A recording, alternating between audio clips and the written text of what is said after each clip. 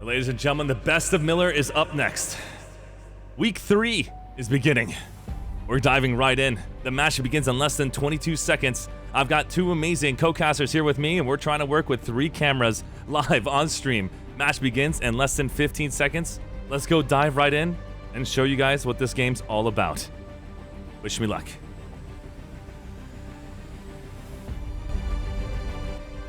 Right now, we've got Cedric's camera in position here. Cedric, how's it going? Good evening, I'm fine. Let's get Otto's camera in here. Otto, how's it going? Hello, hello. All right, looks like the alert has begun. We're going to go and get a chance to see exactly what this all looks like. This is my POS camera, and then we're going to go ahead and move into position here. And it looks like right now the blue team is going to be representing.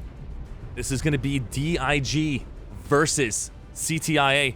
And it looks like a huge push on the outside right now. Otto, what do you see right now? I see a lot of drops and some anvils coming in at Judge. I'm seeing a huge fight right now coming in at Bittergorge Garrison. What do you got right now, Cedric? We got a huge VS versus TR fight on the outsides. Unbelievable Looks amount like of movement VS here. is winning that one.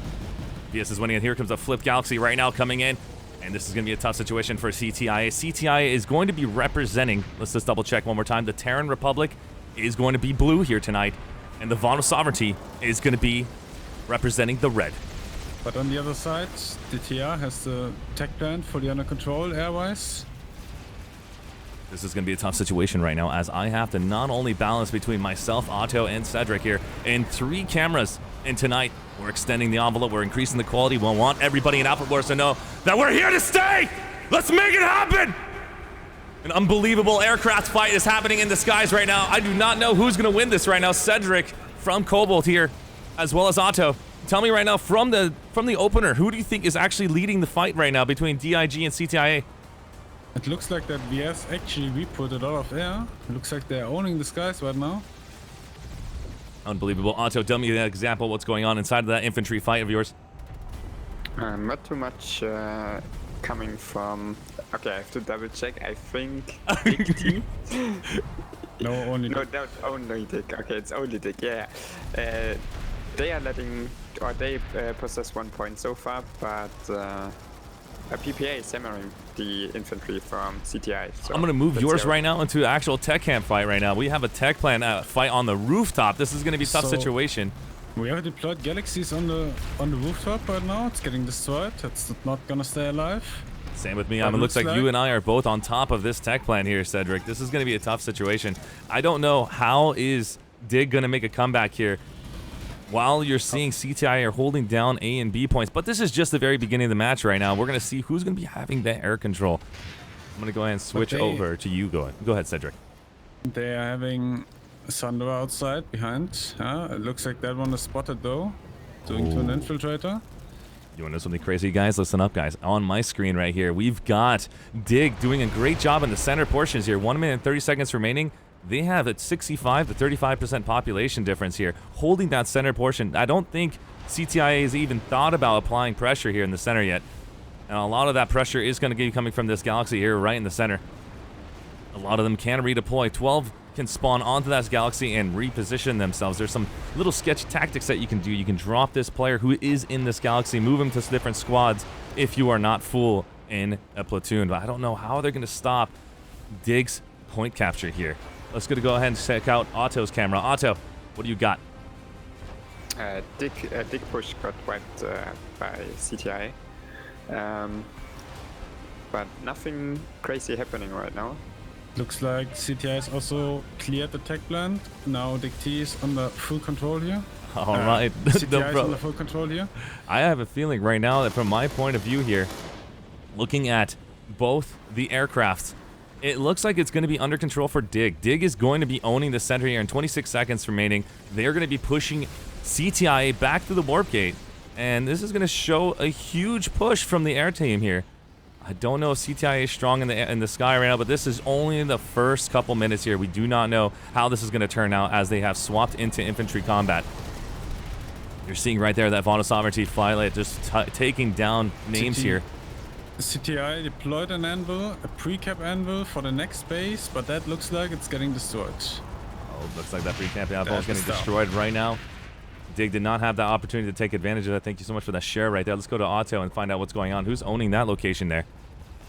It's back and forth between the points so far. Dig just pushed the CTIA from the A point and is now making its way to the C point. Looking at the I would map follow right now, them. we're going to get to see that Illis is right now looking in his own position here. He's trying to identify where to go to next. They own right now Granite Head Reactor. They have a chance to push over Arizak Satcom Hub. Dig is coming in with quite a push into the tech plant. Oh, there it is. They're making their ways in. They have a Galaxy on top as well. I'll be on top of the on top, checking out the top zone on B. Let's get a chance to see what Cedric's going to be looking underneath here. It looks like they actually captured C. Now they're on A. It looks like that's for them right now. Roger that. I'm going to basically switch into my camera. We're at the very top right now. B is going to be on CTIA.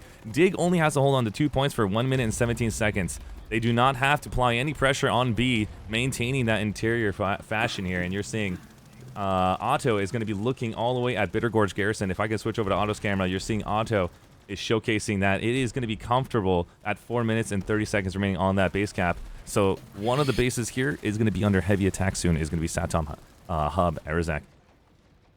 But CTI still has the Thunder outside of the tech plant. They just replaced it to a different position.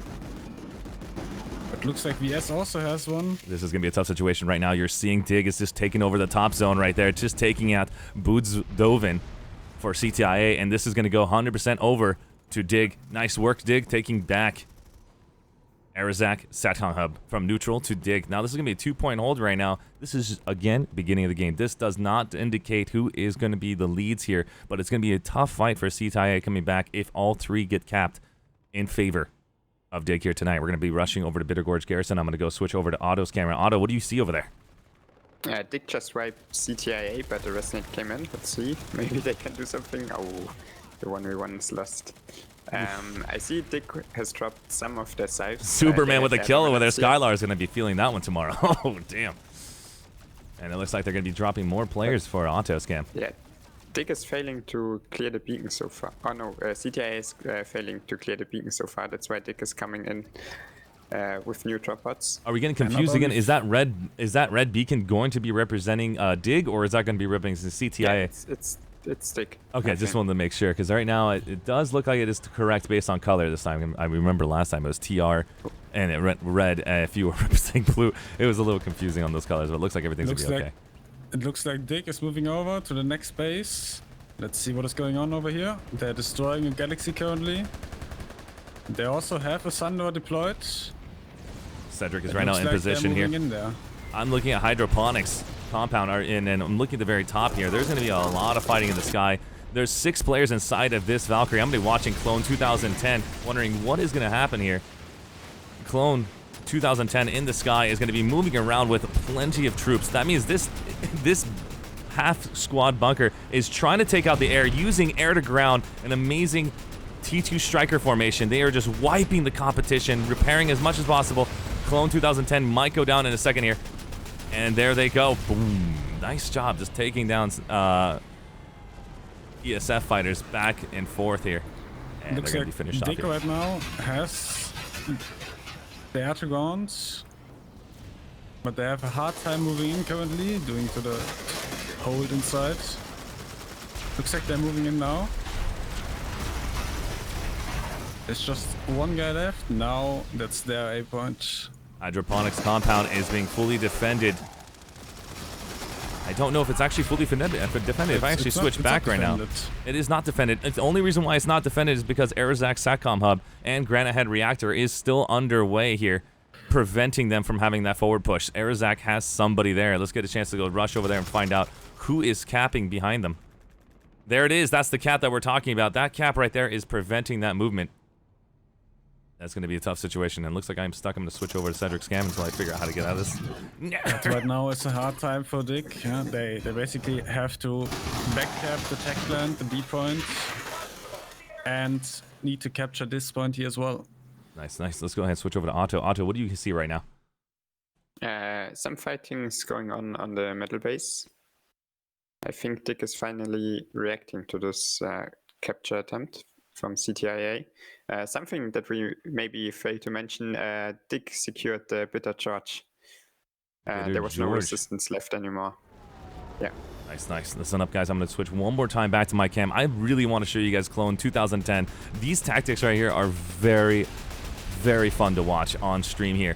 You're going to see Clone right now bringing a online tactic that you see in the live server. 2 Outfit Wars using T2 Strikers to shut down these ESFs. They don't even stand a chance. There's 6 people right now. T2 Strikers just firing upon anything moving. It's going to basically do so much work onto any air, and this is going to give CTIA some air support here.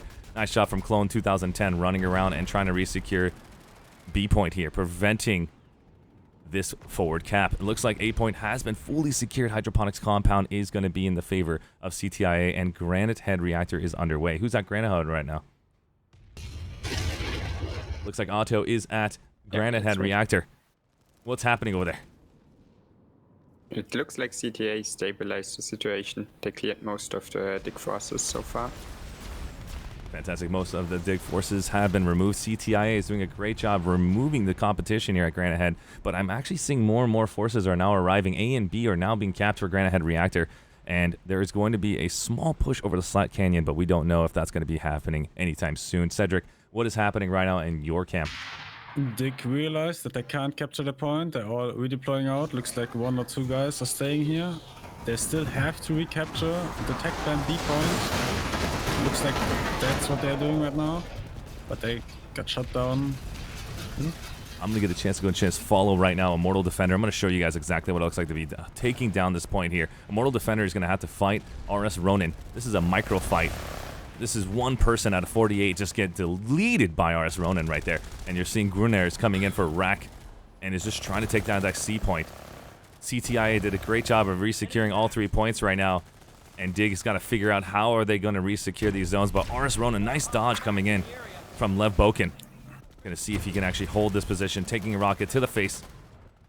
CTI also, once again, have a Thunder outside. Outside of the tech plant. Fantastic. The fight in the inside is becoming more and more fierce here at the tech plant right now. It looks like it's in CTI's favor. We're going to go ahead and zoom back out and understand the map awareness here. In the map here, looking at, it looks like Granite Head Reactor in 4 seconds. 3. Who's got Granite Head for me? Otto. Otto is in position, and it's going to be... Oh my god, are you fucking kidding me? 1 second remaining? There's no way they could have secured it in time. CTIA with that comeback. That's what I'm talking about. And we're seeing right now they're just seconds too late. DIG just tried to take back that point right now. Can you tell me more about what was happening at Granite Head Reactor? How come DIG was a little too late to that spot, Otto?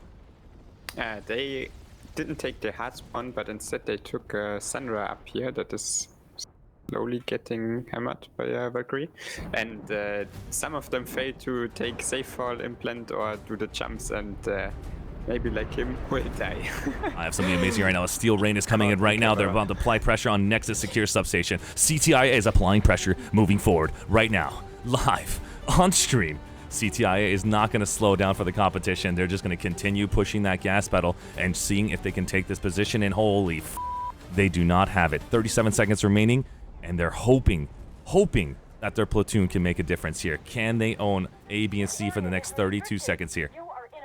But it looks like DIG is going to be coming in with a huge 12-man team. Maelstrom is going to be pushing through. I'm going to be watching Maelstrom's perspective here and seeing how are they going to stop it in 21 seconds. This is going to be a huge fight, guys. I want you guys basically head over to Erzak Satcom. This is going to be the definite answer right here, as they have a whole squad up north. If they cannot slow them down in 10 seconds, CTIA will have an amazing tech swap pushing forward, and everybody who's at the tech plant will be wasting their times. 3, 2, 1. CTI with the takedown. Nice work coming in from the Church of TI Alloys. Having that takedown. They're going to be moving straight over to Nexus Secure Substation now. And you're seeing it right here, right now. They trusted their team. That cap is now happening. Everybody that is currently inside of this tech plant is now wasting their time and has to redeploy and reposition themselves to have that opportunity to slow down CTIA, an incredible armor supply zone right here. Look at how many Thunders they have in place. CTIA is making a huge comeback here, ladies and gentlemen. Unbelievable. CTIA also pre-capped the point now, and they also hacked the terminal, which allowed them to pull 4 to 5 Sunnies actually. So they can spawn everywhere on that base right now. And it looks like right now Otto is in position right now with me, and we're at Granite Head Reactor. We're going to get a chance to see how this is going to turn out. Tell me more about what's happening. How are they going to make a comeback here? Otto. They have to push an A point first. Let's see if they can make it. I think it's not... yeah, they need more forces here. Force multiplier right now, Dig is at 80. No, it looks like 62-38. That percentage has now changed, and they're going to be pushing right through. A point is now for RS Ronin. If you press H right now, you're going to see the percentage of the population actually pop up, and it looks like their numbers are slowly coming, but I don't think they're going to make a difference here. They have A point underway secured by RS Ronin, and they're going to be trying to push into B here. And let's check it out. B is now underway, moving into my camera. How are they going to make a difference here? This is what I'm curious about. Let's go over to Cedric. Cedric, what do you have right now? It looks like they're going to be taking this point right now, and it looks like Dig has taken the center region. This is going to be a tough situation for them, as they can go to hydroponics while Nexus secure. Quite an interesting setup here. We have a pillager flash. Oh, no way. Inside, shooting doors. Once they're pushing in, that's gonna be interesting. But it looks like Dig has quite a hard time getting in here. They're not really putting pressure. Bitter Gorge Garrison is going to be underway for CTIA. You saw Dig just take that. Okay, Dig is pushing in now. We're gonna see how that works out. The flash cannot do anything. The infiltrator is dead. Looks like Dig got the point back. Nice job. They basically came back and they've removed them off there. There's 1 minute remaining on Bitter Gorge Garrison in this position here. This is going to be a tough situation. You're seeing right now Warcore. I'm going to be following Warcore into this matchup here, utilizing this door frame, moving through. Warcore for Dig is going to try to take back C here. 50 seconds remaining on Bitter Gorge. Moving inside. This fight's going to be really, really fierce here. Nice job working together. Looked like Dig redropped on the point. They now got the point back. They arrived with TR. Nexus Secure Substation right now is in the favor of CTIA still. And then looking right now back at Bitter Gorge Garrison. These are the two maps right now. You're seeing right now Nexus Secure and Bitter Gorge are what we're watching right now. I got Cedric down at a Nexus Secure Substation. I'm sitting here at Bitter Gorge trying to make sure we can have all eyes. Otto is currently sitting at the B point at Bitter Gorge Garrison and checking out those fights all across the field here. Nice job from Dig. Dig is Looks just like they sweeping. are working on taking down the max on the point. Dig is right now sweeping this entire floor here. They might be able to take back B here. And I'm looking right now, Hexadecimal Dave is going to be positioned here with high on mushrooms. I don't even know how he's able to play this game on how high he is, but that's okay. That's exactly how people like to play Planetside. Fantastic.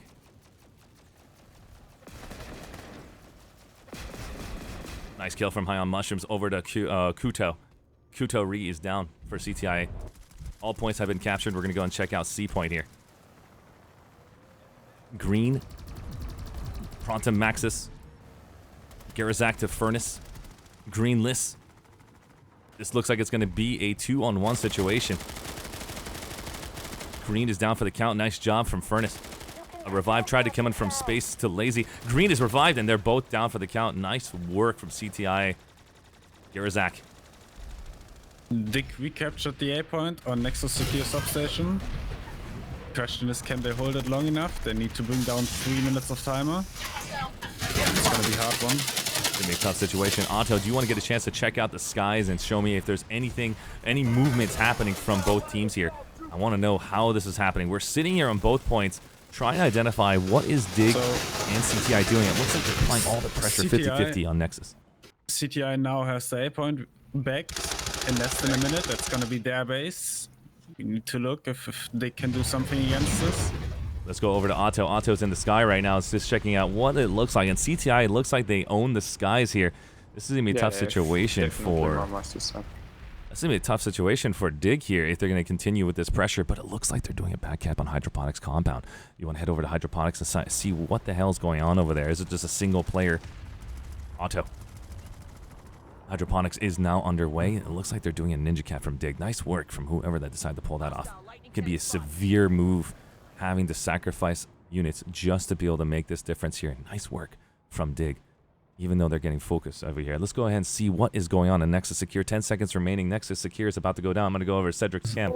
Cedric. So Dig still has a Galaxy all the way up here, but they're not really using it in any way. The base just got... Oh, never mind. The base has got flopped right now, and we're inside of the point right now, and Dig just did a huge wipe into side here. And here comes a steel rain from Cedric's POV. I mean, no, that's Otto's POV. What is the steel rain for? Oh, shit! No! They're going to Nexus Secure Substation, assuming that they're going to be owning this point, but Dig has done a huge job re-securing Nexus Secure Substation. That steel raid is going to be huge against CTIA. Oh, no. That steel rain was only assuming that they're about to take this point right there. Thank you so much for showing me that steel rain. Great job from CTI having that extra step to make sure they can take that Nexus Secure. Was a good 10 seconds too late. They just couldn't hold. Dig did a great job of bringing their members here and slowing down the competition. You're seeing that Dig has a good 3 or not 2 squads over here re-securing Nexus Secure Substation to make them waste their time at Nexus Alpha. This is a tough situation right now. Bitter Gorge Garrison is now going to be in the favor of CTIA. And let's go check out what Cedric is looking at. We got a back cap going on from CTI. CTIA has been holding that back half for a while there, and we saw earlier with one hero, and now they're going to be holding on to that zone. You're seeing Otto is actually watching this max unit try to do some work over there. Who's that going on? Looks like Munatar was just trying to do some work over here and is dead for the count. Let's go and switch back. Munatar is down. I thought he was doing some work over there, but it looks like he so it looks like that got deleted. Dig actually kind of got this base at the moment. Yeah? They need 50 more seconds to actually fully secure that. Looks like a stronghold. Energy turret is deployed. Shields are deployed. Let's see what CTI can do here.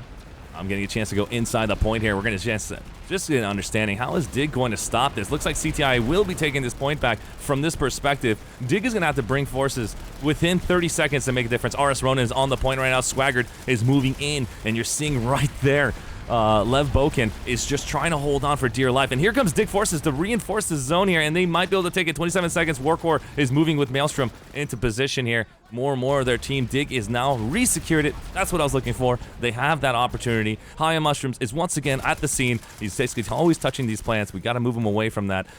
Probably this is the reason why. But at the same time, we're going to go ahead and see 10 seconds remaining. And now Dig is now in favor of this push. They might be able to do a Nexus move. Can I get Otto to rush over to Nexus within the next 3 seconds? Move over to the Nexus Omega. I have a feeling they're already on the point. I'm going to switch over to you in just a second, Otto. Nexus Omega, okay. Point is in position here. Let's see if Nexus Omega is going to be taken. We're going to see if these guys can stop it in time. And it looks like Otto is now rushing as fast as he possibly can over to Nexus. And it is taken! That's what I was talking about. That's exactly what CTIA was trying to do earlier. And there's that hero right now for their team. What is his name? Sanadaros. Just taking that point for their team. Making this base no longer able to be a part of this matchup here tonight. Hydroponics Compound is now taken, leaving Aerosec Satcom an easy 3 cap. No need to redeploy. You have to actually have aircraft to fly into the zone. You cannot defend this from your own spawn position. Nice job coming in with that cutoff. The fact that they still have Aerosec Satcom hub makes it possible for them to like recapture the base, even though their home base is pre-capped. So and they still have the Sundays over here. Correct. This is going to be an interesting situation right now that they have to either choose to go back to Nexus Omega, defend the final point, or CTIA has to go and drop their forces and take Granite Head Reactor. This could be a huge move right now, and they're actually having a small fight in multiple locations on Argent Pass, Granite Head Reactor, as well as Nexus Secure. They're throwing an entire platoon of little units all across the map just to basically harass Dig from not applying pressure at Nexus Omega. I do not even know where their enemies are going to be going to. Let's get a chance to hear from Otto. Otto, what are they doing? CTIA is throwing a lot of forces on the point now, and they are pushing Dig out of the point. Dig tried to reinforce, but they came in just a couple of seconds too late.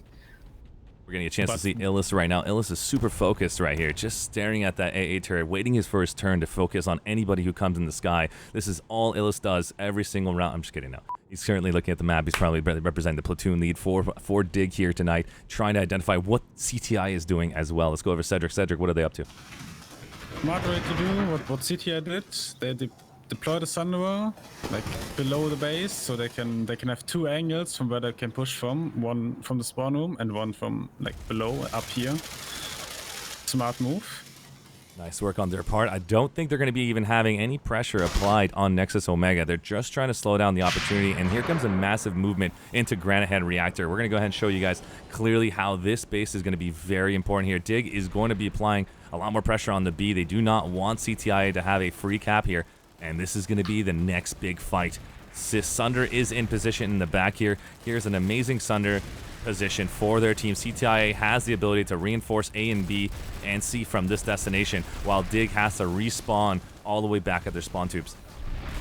It's gonna be a tough situation. Also looks like that we have a hero right now. Yeah. Oh, One of CTI's Air Force member deployed a spawn beacon on the top of the tech plant, and he's now also capping the points. fantastic So they work. can hold the tech plant. That's what I'm talking about from that hero over there. But it looks like DIG is going to wipe the competition. They have no more Sunder, and this point is going to go back in favor in the defense for DIG. Nice job, DIG, for clearing the competition right here. And the Greek God Gamer 32 is checking everything out and having the peace out, because there's no way he can apply any pressure here tonight.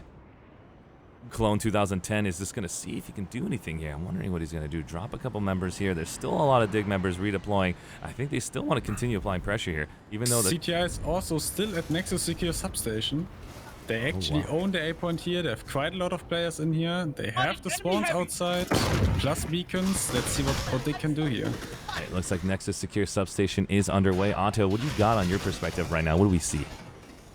I'm on the middle base right now, checking it out. I just arrived here, so I'm just checking out if there's any fighting going on. But it looks like the fighting stopped so far. You feel the same with me right now, too. It feels like this base can still be in the favor of CTIA. It slowly can be capped in that region. We're going to go ahead and see how the air is working over here. CTIA, Combustible Lemon, just focusing on the sky, preventing DIG from having any air support. And we're going to go fly around. This is a very close match between these two teams. This has been amazing from start to finish.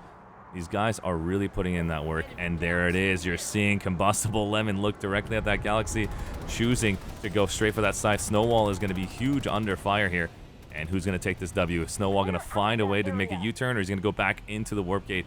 And he made that decision to be safe. Nice work. So it looks like DIG is about to push in here. Let's see if CTI can hold this. Would be huge for them. Only 15 seconds left. 15 seconds left on the point. You guys are going to get a chance to see what the top view looks like. This is what DIG has to do to get in. As well. It's a tough situation right now. They're going to try pushing in 3 seconds, 2, 1. And you're getting a chance to see right here, right now, have now captured. They own both of these bases. They still don't have a connection, which does and doesn't matter at the same time. This is pretty huge if they want to do any application pressure on Nexus Alpha to make all of DIG panic if they really want to throw a squad and a half in this zone. Oh shit, are they doing that? Otto, what did you see? Otto, what did you see? Otto, what the f is that? Rain incoming at Nexus. Oh my god. Oh, Nexus That Alpha, is it? doesn't matter though, because they are Nexus already Alpha. backcapped at Nexus Secure Substation. DIG is on the point with huge force. They cannot capture the base. This is the second time CTIA tried to pull this off and they couldn't do it. Otto, that was so close. Thank you so much for sharing that with me right now. And I thought for a fact that we're going to see something legendary. But once again, DIG has done a great job of preventing CTI from being legends, and basically now having to fall back and figure out what the f are they going to do in this position here. By A point has now been taken back by DIG, knowing that they're trying to do that steel rain tactic second time in a row. Could have been the charm, but it didn't happen here tonight.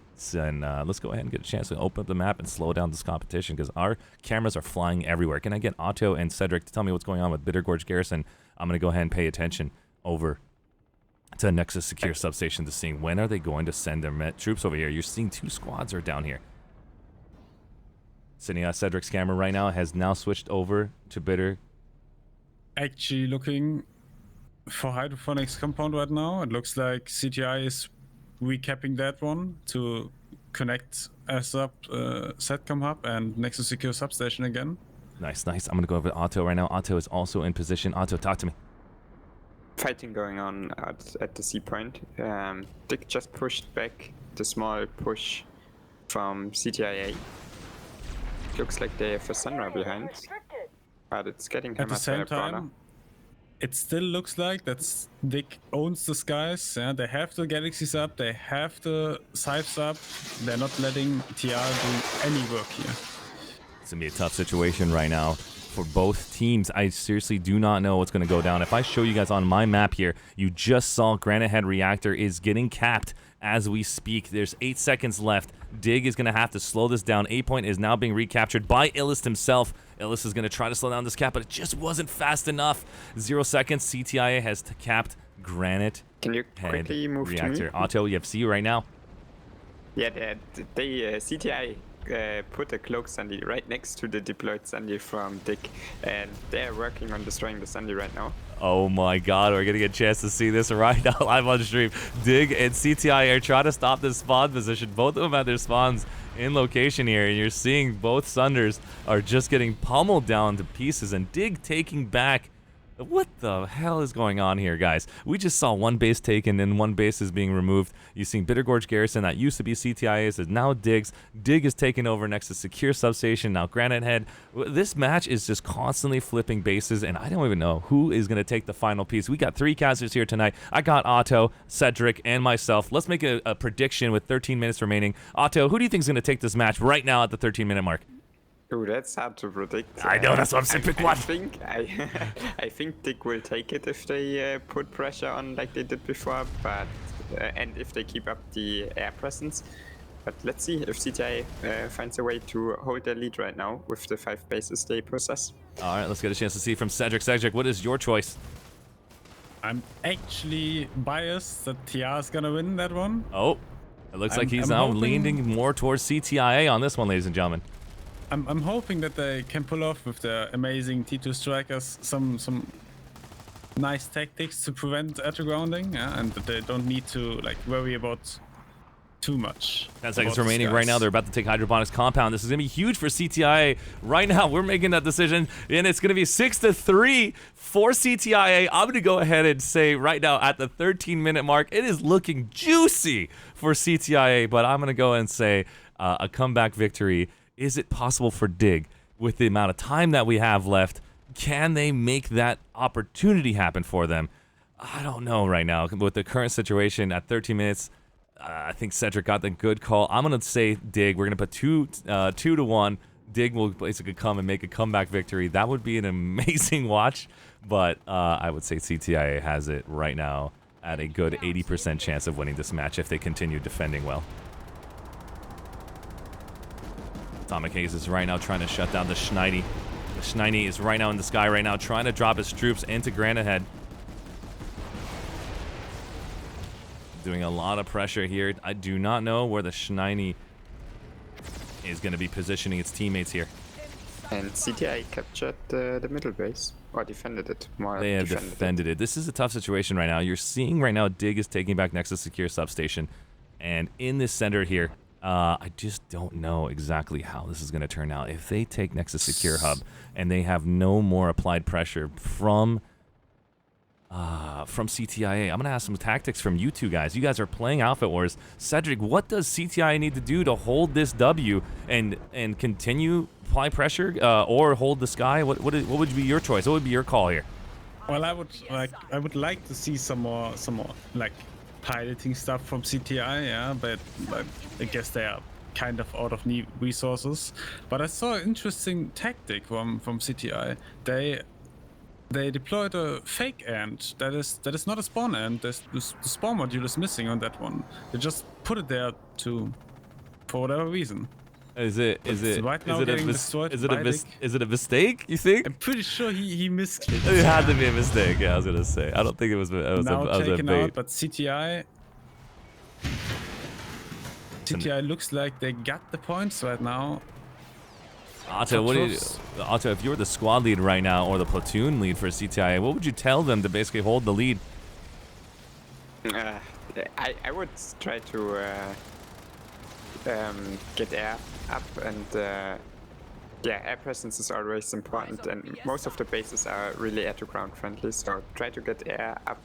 From my perspective right now, CTIA is doing a great job in the sky right now. They got Nick Nubbs and the Greek Gamer. Earlier, they had another in the sky, and they are pushing back Dig's air. These 3 amazing mosquitoes, and then now I have Doyep also in the sky, just applying as much pressure in the skies, slowing down any air-to-ground presence from DIG here tonight. Looking at the map right now, and DIG does not have another capture going in their favor. This is a tough situation to be in DIG with 10 minutes remaining. Now, Cedric, what is the advice you would give? Of course, you just said air for CTIA. So did you, Otto.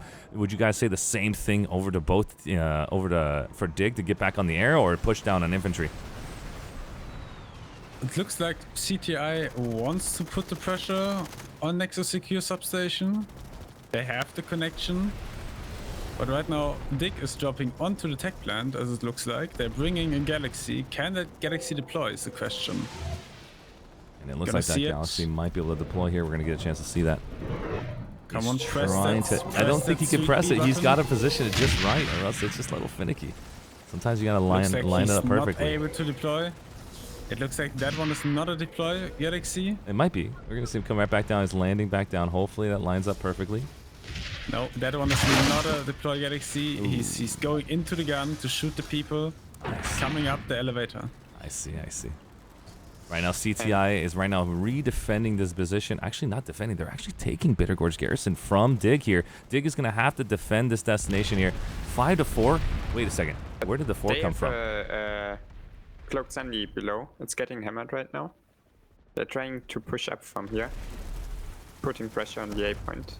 Putting pressure on the A point at Bitter Gorge Garrison. There is an invisible Sunday, and this is going to be a fight that they have to defend. 4-5, it's still available for DIG to make a huge comeback. They just need one more base to win here to make that opportunity happen, and I feel like Granite Head Reactor will be that base swap for DIG. You're seeing 1 minute and 50 seconds remaining. All 3 points are in the favor of DIG here tonight. That is crazy. We saw a 6-3 with 10 minutes remaining, or 13 minutes remaining, and this is slowly flowing in the fight for DIG here tonight.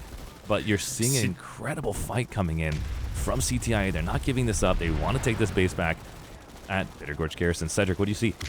CTI right now needs to defend the tech plant. Looks like they actually still have a Sundoor, but that one is right now getting destroyed. Thanks to that special player right here, Tankmans. I'm going to say switching over right now over to Otto. Otto is seeing a Sunder about to go down. This is DIG's Sunder that was just trying to position a little bit closer than their main spawn. Tell me what's going on in this situation. DJI is putting a lot of troops into C point and trying to hold on to it, stalling. So reinforcements can arrive. I think reinforcements are on A right now. Not too many. DIG's pushing back. This is a tough situation right now, being if you're looking at this right now, CTI has taken out another spawn option for DIG here tonight, and they're going to be slowly taking back A point. You're seeing right there. A is now underway. B is now underway for DIG, and DIG is going to slowly push towards C. They really want to hold this for their team here. As Granite Head's 31 seconds remaining, this is going to be crazy here. I got to go check it out. CTI pulled a Sundoor Granite Head Reactor to, I believe, drive it in the backside to have a spawn still. Let's see how that one works out. Wait. They're driving in Granite Head Reactor? Who was basically pulling that out? Oh my god, CTI is playing really smart here. If they can get this Thunder in the opposite side of that destination, that's going to be huge for them. I'm going to give you guys a chance to see where this Thunder is going to position. We're going to follow Bonix here tonight. If Bonix knows exactly where to set up this Thunder. A lot of DIG forces pushing onto C point at Bitter Church right now. And it looks like CTA is getting wide slowly. Nice work from Bonix is going to position that Sunder just to get a little closer over to C point here. CTI wiped the digs off the C point right now. Let's see if they can capture the B point as well. They got a max unit. 10 seconds left for Bitter George for DIG. Bitter George right now. DIG is fully defending Bitter George right now. Nice job on their part, and they're going to do a push forward on Slat Canyon, I'm assuming, to slow this attack down at Bitter Gorge Garrison. 5 minutes and 40 seconds remaining. If they can throw one player at Slat Canyon hold, that would be huge. Been disconnected. Uh-oh. And it looks like basically Otto has been disconnected by the gods of Planetside.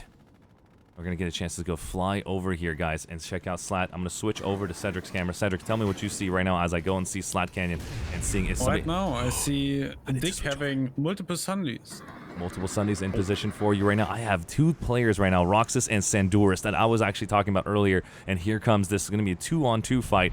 This is going to determine the future of DIG winning or losing this fight right here. And it looks like right now, the two Furnace and Pontex Maxis, Sham, Klon 2010, they know that this is going to be representing the future of tonight's fight. If they can slow DIG down from not standing inside here, this is going to be incredible. Nice job from CTIA making that adjustment, trying to stop them from getting that interior foothold underway. Air to ground for both Greek Gamer and Combustible Lemon are trying to apply pressure inside of those windows. Each of them trying to have their own angle. You're seeing CTI has pure air to ground. DIG just wants to slow down. DIG wants to slow down the competition, not give them an opportunity to attack any of their bases. Every second that goes by in this base equals a W for DIG for the next final cap. This is going to... Quite a point for the Granite Head Reactor on the C point for DIG right now. But CTI is putting the pressure on. Switching back over here, and it looks like right as we described it to you. Let's see how much time they saved. That means Bittergorge Garrison will never be under attack for it. Let's see how many seconds here. This is what I was talking about. 47 seconds. This is going to give them to go and throw everything they have on Granite Head Reactor, and maybe one person can continue applying and harassing Slack Canyon here tonight. Granite Head will probably be the final victory for DIG here. Let's get a chance to see it. DIG needs to throw everything at Granite Head Reactor if they want to see this W here tonight. And you're seeing CTI also understands that same routine. Both of them are on top of it here. They're pushing into this position. Granite Head Reactor is going to see something incredible. I'm going to switch over to Cedric's point of view for C point. C point is now underway. So, C point got wiped again by two DIG players. Yeah? Looks like the fight is going on outside right now. Bittergorge Garrison is going to see players from CTIA in position here, trying to slow down an opportunity for another Slot Canyon takeover. They're all taking 3 of those points. You're seeing more and more players are going to take those points down just to slow down DIG's attack. If DIG really wants to win it here, they have to apply pressure on Arizak Satcom. We got 2 orbitals coming down at the same time to fully block the shields. I don't know if that's going to make much of a difference. It's just trying to slow them down, and here comes an orbital strike coming in. They're going to react with those orbitals, and it doesn't seem like it does any damage to Avalon PL just because of the rocks that are in the way. Oh, f that. That is crazy. If you land your orbital strike on the top of this rock, it does 0 damage underneath. You have to land it up perfectly. Oh, that is not cool. I have to say, CTI is doing a good job right here. They recaptured the B point and now moving over to C. Looks like they actually got C already. It's insane what they're pulling off right now. They're just defending that base. 2 minutes and 15 seconds remaining right now, and it looks like this is going to be a tough situation to be in for DIG. DIG through everything right now on this point. This whole platoon is in position here. You're seeing on the map here, if you guys move your mouse over to 4896, this shows you the entire platoon for both teams are in this destination, ignoring everything. An all call has been sent. Granite Head Reactor. There's one TR guy at Nexus Secure Substation starting a cap, but he needs 3 minutes. This is going in the favor right now. Hold on, I'm gonna lose my shit, dude. I swear to God. I'm gonna play some music for the final. We're gonna play some music for this final, ladies and gentlemen. I do not know what's gonna happen here. C point is now underway. This is gonna be incredible, ladies and gentlemen. The C point got wiped again. It's now in the favor of CTI again. But in the meanwhile, they're also flipping A and B at the same time right now. Looks like they actually have the base back. And I'm back again finally. Otto is back as well. This is 1 minute remaining. DIG is coming into the C point right now. It looks like they're wiping it. Maximum still alive. Maximum down. DIG got C point. Roger that. Can I get basically Otto to be on B point? I'm going to go ahead and hang out at the very top point of view. I got Cedric on C, and we got Otto on B, and then I'm going to sit here right at the top, and we're going to see the final moments. 50 seconds remaining on my screen, 1 minute and 30 seconds on Otto's screen, and 2 minutes and 42 seconds for Cedric's screen. Who the f has the real timer? Stay tuned. It doesn't matter. They have one backcap going on Nexus Secure in case my timer is the right one. I'm not sure about that, but everybody is in the middle base. There's no one else anywhere. This is going to be unbelievable, ladies and gentlemen. I do not know if DIG can make an opportunity happen here tonight. With 1 minute and 30 seconds remaining on the center takeover for 1 minute for them, Dig has to make a huge play here. CTI got the C point back. It looks like. I'm going to be following in. We're going to go. What is going on B? We're checking out right now. Pushing in, but CTI reinforcements are coming. CTI reinforcements are coming in right now. You just heard it, ladies and gentlemen. Otto is in position. Let's switch over to Cedric's point of view. Cedric is on the outside looking in. I'm going to go and see how this rush is going to be happening. Combustible Lemon is going to hang out by his vehicle here. Just flying in the sky. Sandy got destroyed by Calvo. Calvo putting in the work here for CTI.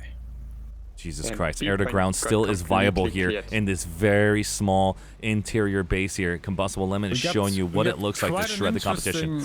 We got quite an interesting bubble going on. Yeah, they deployed a bubble to protect the Thunder on top. Really interesting. They're just dropping down over the box onto the C point. That's how Dig is coming into the base. Looks like he didn't make it. 1 minute and 10 seconds remaining on Cedric's POV here, and it looks like it doesn't even matter. With 1 minute and 10 seconds, it's game over. And it's over! The Church of TI Alloys have done it! They have taken the W here tonight! Congratulations over to Dig and CTI for an amazing fight here tonight. Let's go ahead and go in the yell chat, and everybody's screaming, good fights. Microphone muted. Microphone activated. And it looks like microphone is muted and activated. Let's go ahead and fix that. Yeah, that was quite an interesting match, I have to say. 100%. That was incredible. And this is our first time, guys. Everybody in the chat, I want to thank you all for coming out, giving us an opportunity to try 3 cameras, guys. And I'm going to get a little cray-cray. I'm going to be asking for 4 cameras coming up next. But right now, we've still got Otto with me, as well as Cedric. Let's dive into the next matchup. I'll see you guys in just a second.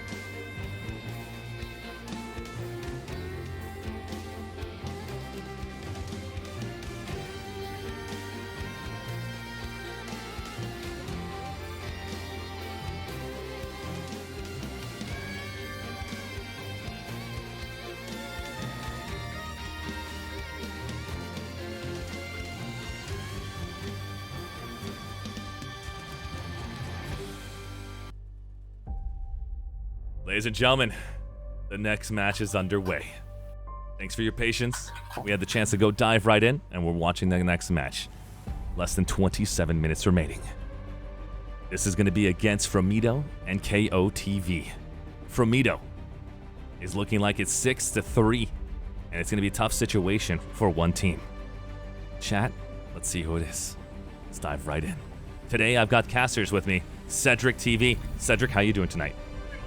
I'm actually doing good. I'm watching that Skyguard driver right here. It looks like KOTV has some trouble in the air. They can't sustain any air. We don't see any scythes flying around. We only see Reapers. Fantastic. Otto, what do you see tonight? I'm following a Vanguard right now, driving to Slate Canyon Hold. Roger that. And this looks like it's going to be a defense right now for... Looks like Did I not do the thing? KOTV, we pulled air. We got kind of a air battle going on. It's a 4 versus 5 at the moment. Looks like KOTV actually clapping the competition right now. They're taking out the Weavers. Oh, there we go. We got the overlay to work. Fantastic. Looks like I failed on the overlay earlier, and it looks like it's working this time here, guys. But for me to re-pulled again. Ooh. They are now clapping the scythes back into the... We got quite of a interesting pull right here. We got many lightnings. Few of them are AP, few of them are against infantry, but we also have sky guards driving around. Give me 1 second, chat.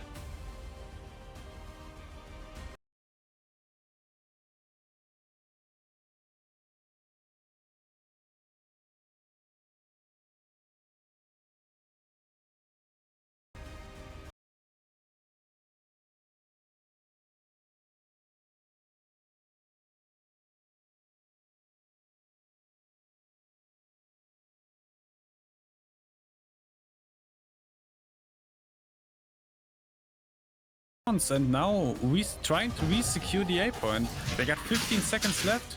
I'm not sure if that's possible. They still have max units in here. That's gonna be a hard time for them. 8 seconds. It's basically too late. They can't push in anymore. It's too late. That's gonna be a tough situation right now. You're seeing that there is a huge amount of push, a huge surge coming in. Fromido is pushing KOTV back all the way to the Nexus, and we're gonna see exactly how is KOTV gonna make that comeback victory here tonight. 24 minutes remaining. This is a tough situation right now. Otto and Cedric, we just had a chance to come in here. They have a back cap going on already. They What? have people on the A point at the home base. This is a tough situation right now for KOTV. You're seeing right now Fromido is not pulling the brakes at all. All points are now underway for the favor for Fromido. Fromido has all bases now underway, and we're going to see how is KOTV going to respond. Just to give you an idea, red is Fromido. That is going to be representing the NC, and blue is going to be the VS KOTV, trying to run back inside. Deployment, but he didn't make it in time.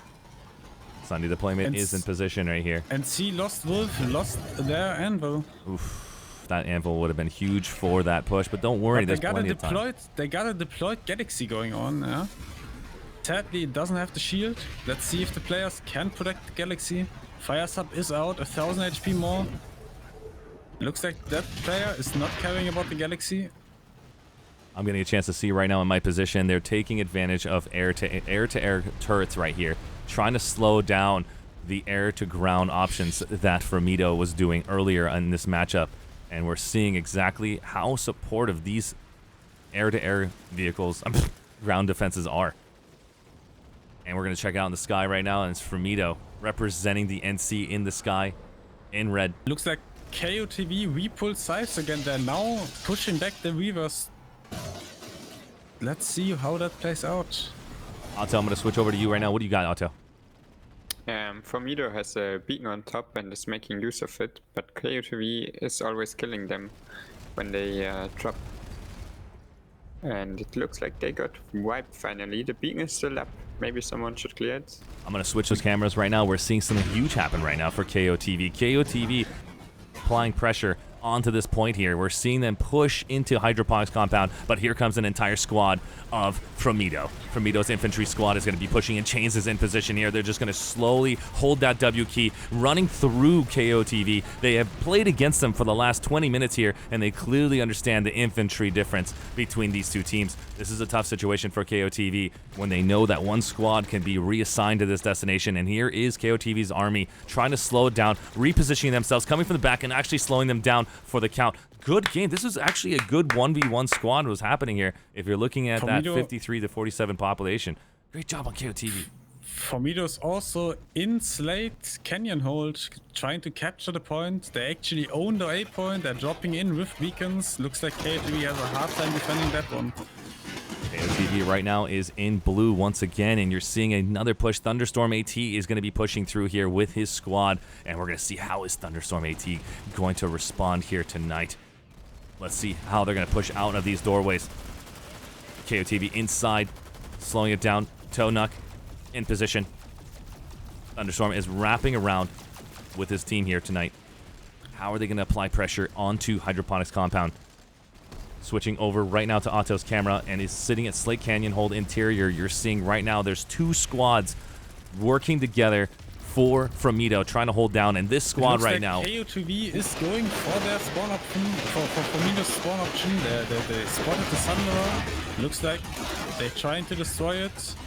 There's one guy behind the Sunday still. I don't know if Fromido saw that player.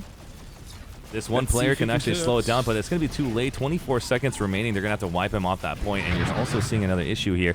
Right now, as they're holding down that option, 16 seconds remaining on the map, this is going to go in favor of Framido. That is where Otto and Cedric's cameras are right now, and you're seeing over here at Hydroponics, this is a situation. Switching back to Otto's camera, you'll see in less than 7 seconds, this is going to be in favor of Framido. Framido will have full access to Nexus Omega, while we're seeing an opportunity here for KOTV back at Hydroponics compound.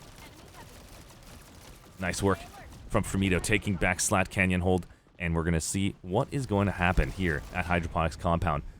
Cedric is in the sky right now, trying to identify what is the air doing here. This is Cedric's POV, So staring at KOTV is KOTV. sitting in the warp gate. You can do that, but usually you want to push out. But for me to still have a Vanguard in here with anti-air options on it, and they actually captured the home base again from Slake Point out. This is a tough situation right now. You're seeing Thunderstorm AT is just popping inside, trying to take down a competition. Thunderstorm feels like this is an opportunity to move inside. Didn't realize there's a lot of players still in the bottom here, and he's asked for an all call to move inside. They've secured the top zone here. This is going to be a tough situation. They did the exact wraparound on Framido earlier. 53 seconds left, and it looks like they will have it underway. KOTV does not have any more spawn options, and Framido went upstairs, cleared the top floor, moving downstairs on Skinny, and making that opportunity here on the point capture location. Nice work coming in, and that wraparound for Framido. Framido placed the Sandra on top, doing to an anvil, but the anvil flipped out, and now he's below the base. Deploying that Sandra for Framido so they can have respawns and going up onto the A point at the home base. Roger that. We're looking at the 8 point at Otto. Otto, talk to me. KOTV forces pushing in with force multipliers right now and wiping the competition. This is a tough situation Yes, right now that's to coming be in in, right now. but If you're it's seeing not enough Framido forces. currently Got is... an orbital going on. Orbital strike is incoming. This is a tough situation to be in. How is this going to react? What's going to go down here? What is I'm doing? I'm just fucking dead. Unbelievable. I don't know exactly what was thinking about. Does he have jets? He does have jets. He was taking advantage of that orbital strike to have the opportunity to go and do more scouting. And there it is. Unbelievable positioning from KOTV. Taking Looks a fire like drag. K2E is reacting onto the air to ground. They have the anti-air maxes. They have the turrets. Let's see if they can kill the air to ground options. We got a Galaxy coming in. If that Galaxy has players, it's in repair Galaxy for the Weavers, I believe, placed in a quite interesting position. Switching over to Also Otto's has a- camera right now. They're seeing how Otto is seeing the interior of Nexus Omega. Came in a couple of seconds too late to see all the maxes die. And But you're seeing redeploys are coming in. KOTV holding that defense interior here. You're seeing right now Framido's going to have to take one base remaining. This takes 7 minutes. 7 minutes with about 17 to 30 minutes remaining on the clock.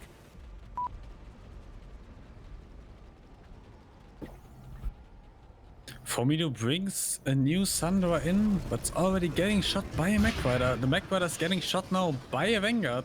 Let's see if the Vanguard can hold up that Sandra.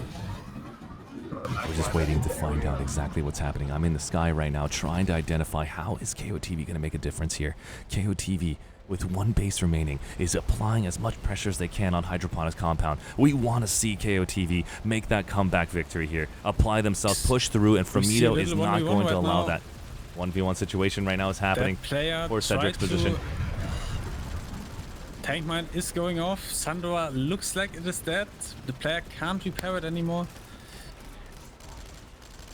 You're seeing right now they're pushing into Hydroponics compound. I'm inside the point here and trying to see if they can actually re-secure it. Nice work coming in from KOTV. KOTV applying that pressure, moving into the point, holding down. And this is going to be interesting here right now. Of course, this is the defense. They do not own this space. So right now, Framido can always redeploy, reposition themselves here. And let's see that redeploy and repositioning from Framido if they don't have closer spawn options. And they do have a closer spawn option right here, right now. And I don't even know if KOTV can still hold on to that last base in time, but we're seeing it. We're seeing that Framido has to do more work on Hydroponics compound, cannot finish on Nexus Alpha. And here is that air to ground that we saw earlier. from It Fromito. looks like Lieutenant Bomber pulled spawn and an actual spawn and this time for KOTV. Looks like he's trying to drive in there. He has a hard time getting in there. He got it now. They actually have a point hold going on at Slate Canyon right now with max units, with shields, engineers, everything. Let's see if they can bring it through. I'm watching the opportunity for them to basically push through this entrance. Let's see Otto's position. Otto is at Slate Canyon hold. We're at basically hydroponics compound. We're also seeing multiple moves here between Slate Canyon hold, between Otto and Cedric holding that position and that camera position. That means there's fights all over this map between these 2 points. Is killing the spawn options for KOTV, but I don't know if they know about the ant in the actual canyon. Talking about right now, the chat is also excited watching the stream here tonight. We're seeing them all interested in playing Planetside 2 Alpha Wars. This is the best of EU. This is week 3, ladies and gentlemen, with 14 minutes remaining, and you're seeing KOTV is going to slowly try to hold on to this final moment here. Fromito brings the Bulldog Galaxy in position. He's shooting inside the window right now. Oh my god, that's such a Giving the 5-head move. Spitfire a real hard time. Spitfire outside. Spitfire is down right now, but they still have a max unit up here. Fromito is pushing. Fromito took out everything and owns the A point again. They defended the base. Fantastic. Otto is also inside of that point right now. Otto, what was your perspective when you saw them basically rush through here? Fromito is just everywhere, making sure that KOTV does not have an opportunity.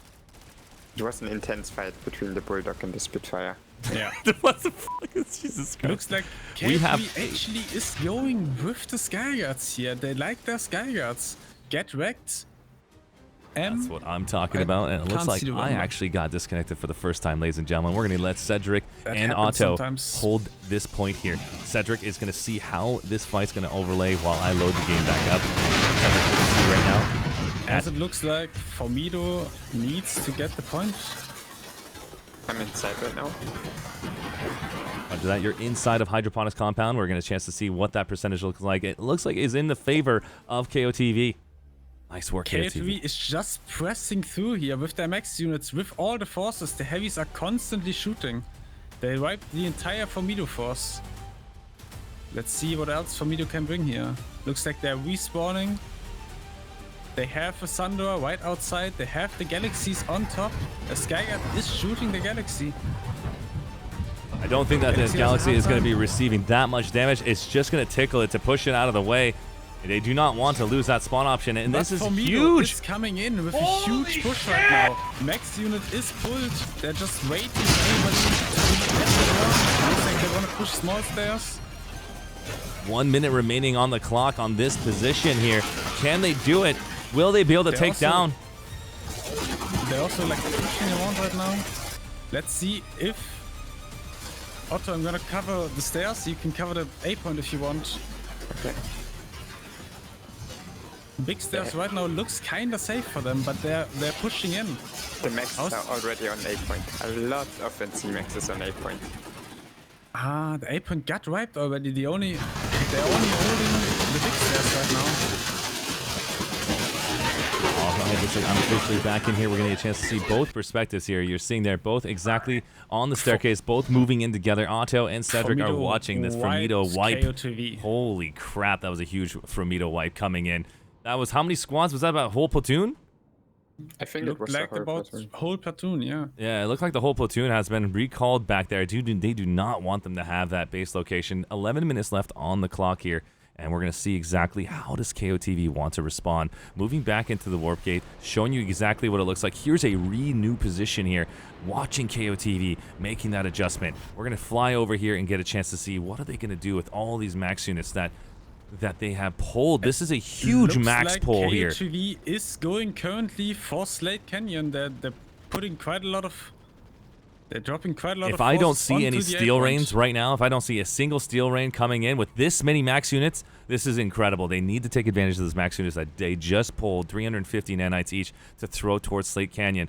And their max units are just going to be standing by, hoping that they can just defend that territory, while Slate Canyon is just going to see a pummel coming in. KOTV hacked the terminal at Slate Canyon and deployed the Stealth Sunny, but the problem with the Stealth Sunny is the bubble is on top as well. Like, that player will see the bubble and will call out the Sundoor. When he's thinking about that, this is exactly what it looks like. Players will run outside of this bubble, moving across at this destination, and they'll see that bubble, that invisible... I know it's restricted. I'm so sorry, Siri. Just give me 1 second. But you're seeing the idea is that this Sunder is going to be seen every time it puts that bubble down.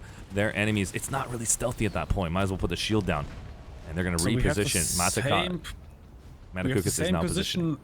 We have the same position as like 3 minutes ago. KOTV is on the A point with Spitfires, with everything. This time without a max, sadly.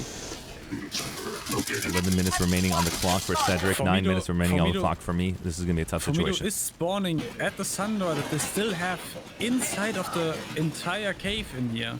So you don't know. You can drive through here. You can place Sundies right in here, and then as it looks like.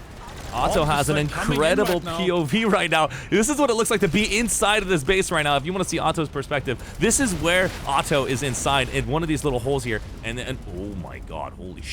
The orbital strike did 0 damage. But I have to say the effects probably made 1 or 2 of them basically rage quit because their computers restarted with that amount of fire force coming in from that nuke. And they're seeing... Looks like KOTV is bringing quite a lot of force against that Sundoor inside the cave, but I don't know if that's the right go. Because Formido's also pushing small stairs up. Cedric, go ahead and basically go inside the cave. I'm going to hold the exterior right now. We'll switch between the interior of your position here, between Otto's interior, my exterior, as well as Cedric's interior. This is incredible. This is the 3-point movement right now. They're moving out right now. This is exactly how they're going to be positioned here. Incredible movement coming in from KOTV. This is going to be insane. Otto is inside here showing you what it looks like. As well.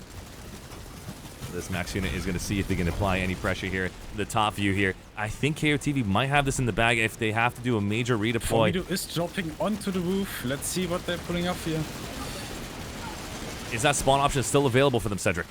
That spawn option is still available. It's still deployed. Unbelievable. That spawn option is going to continue applying pressure for the next minute and 40 seconds. I don't think KOTV has the ability. No way. Are you kidding me? They're moving that spawn option even closer. I do not know what they're thinking with this. Senior Brother Rowe has an idea. We're going to see what that idea is all about. Positioning right on the outside. That confident. They're that fucking confident that they know that it's not going to be taken out. Reposition it right to the front here. The reason why they can do that, they own the tanks. Like, there's no tank from...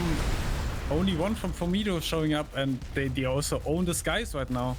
So they can basically place it wherever they want. I don't understand what's going to happen here. 1 minute and 14 seconds, and they're going to slowly push inside. You're seeing it right now. Otto is holding that interior camera, and you're seeing Cedric in the actual Sunder point of view. Placed the bomb next to the Sundoor. Let's see if it's actually going to explode. I don't even know what's happening. It looks like they're actually going to make it. Formido has done it. But KOTV is also coming in from stairs again. What? They're getting air to grounded as hell, but they're still standing there. The Sundoor just exploded outside, doing to the bomb. I cannot believe it. KOTV is still pushing in. There's not enough firepower for Formido, and he's destroyed. Not enough firepower happening. Inside the point again. I just cannot believe this. KOTV is making a huge move right now. I'm super proud of them. Continue applying pressure. They're not stopping in this competition. Outfit Wars, the best of EU, is not over. But meanwhile, Formido has a back cap going in their home base. Let's see if they can hold that one this time. Oh, they actually have quite a lot of 6 spawns minutes. set up. 6 minutes remaining.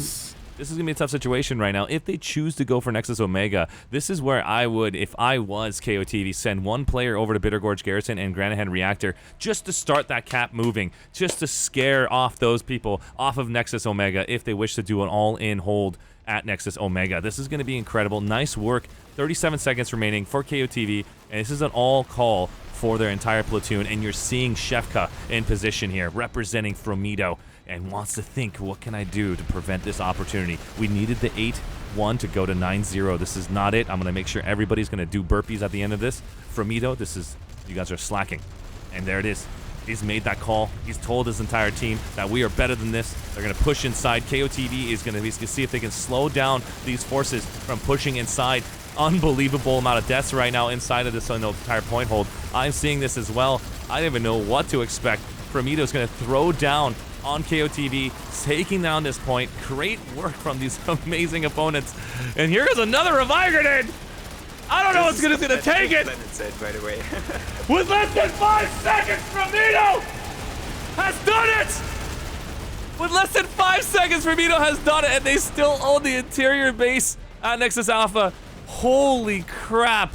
Let's see if they can actually hold that one. They have the air-to-ground options right here. Planetmans from KOTV have a hard time getting into the building. Meanwhile, they actually have people inside as well, but KOTV is coming with tanks from the warp gate. We're seeing the tanks right now coming from the warp gate. I do not know if that's going to be enough time. I don't know if that's enough time. Moving with tanks, guys. This is going to be a tough situation right now, as they are just trying to do some anti-air options. These are all, not all, I take it back. It was just one anti-air option, and they're just trying to destroy any Sunder spawn option. Fabio is going to be seeing his tank go down. Has a hard time right now. Oh, dude, Fabio is going to go down. I'm going to switch to Cedric's POV to see what it looks like interior. Gonna go inside. Let's see. They're bringing max units. Looks like they actually want to hold it this time. This is a full all call right now. We're seeing the spawn option right here for Framito, and their Sunder is in position. I think Reaper has seen it. All of Framito has been called. They're moving interior now. This is the final countdown. 4 minutes remaining. They're going to just sit on top of this point here. They do not care about their back anymore. This is the final attack here tonight. KOTV's already inside. Framito has to move inside just seconds too late. How are they going to do this right now? How is this going to happen? So much armor is on the outside here, and KOTV just made it just in time. But I think this might be in the favor of Framito. What the heck is going on here? The interior of this base is out of control. You're seeing Otto is also in the outside on a different angle, watching that Burster Max just running through. Not Burster Max, I apologize. Scatter Max is running through and just doing so much damage to infantry. If Rengar goes down. Actually looks like only 2 persons or like 3 persons are actually using the main spawn room. Everything else is spawning at a Sunder outside below the base. Unbelievable right now. We're seeing right now Framito is going to be owning the A point now. This will be the final moments for KOTV. They have 4 an minutes remaining. max unit for KOTV. It's anti-vehicle, so it's gonna do a lot of damage to the max unit right there.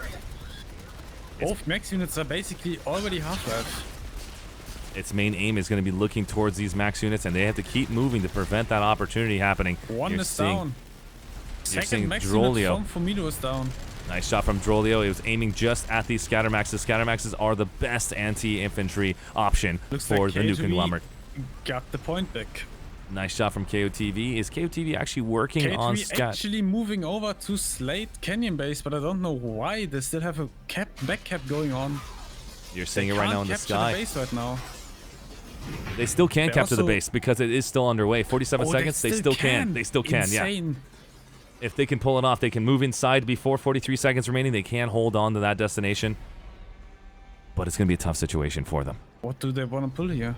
Otto is in position, looking at some tanks here. This is a tank battle right now. Framito is going to be applying a lot of pressure on the outside. LT Bomber, the man himself again, pulled an ant to deploy it inside of the...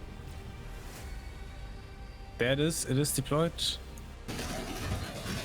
The ant is deployed to prevent any Sunder options for them. I believe this is going to be the final call here. Are already here.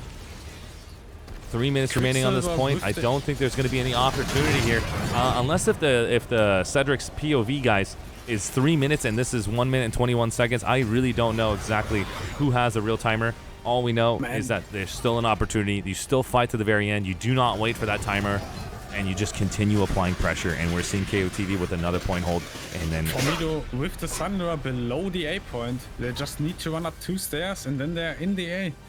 Let's see what they will do. Just like you saw earlier, this is that Sunder here. This is that Sunder option that gives them that opportunity to move right into position against KOTV. It looks and like you're seeing Otto is inside. KOTV is getting destroyed right now. It is burning. Can they repair it? You can't use that terminal. That's a building terminal. That's not possible. You have to spawn as an engineer to be able to repair. Oh man, that's looks a like tough it is situation. destroyed by Nightshade inside the cave, coming in with a lightning. Nice job, Nightshade, basically stopping that spawn option. Doing a great work. 10% HP left. He's trying to stay alive as long as he possibly can, and he's going to start playing his infantry here. T-Bot had a hard time landing. Nice shade of Shevka. We're trying to push inside the back doors, and nice job from M4. They got the air to ground. The air to ground just shut down the competition. And now Formido can rush in with their max unit. Max unit is clearing. Resnet coming in. This is incredible right now, and it looks like Formido has done it. Formido has slowed down the competition. They have once again secured this location. Air-to-ground options in their favor. They have also armor in their favor. Sunder in position here. This is a tough situation when you have that much force multipliers against you in this matchup. Force multipliers are when you pull out Sunders, when you have air control, and they just give you the opportunity to shut down more than 48 versus 48. That's basically what that force multiplier will be in the favor of Formido from start to finish in this match here. Drolio is going to be flying for this final moment. Drolio, I salute you. GG in this amazing matchup, ladies and gentlemen. We're going to see the best, and they have already done it. GGs are in the chat already coming in from Formido.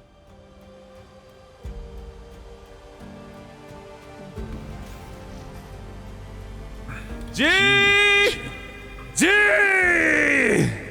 The best of EU is here. Unbelievable, ladies and gentlemen. We got a chance to see what it looks like to be on the consistent attack of the Formido versus KOTV fights here tonight. I have to say, amazing work from both teams. Amazing work. The first match was an equal fight. This one was a steamroll. But we saw KOTV never gave up. Never surrendered. Wouldn't actually say steamroll, because the kills are kind of equal. They're just off by a little more than 100, I believe. But the vehicle fight, for me to just own the vehicles, like especially the air.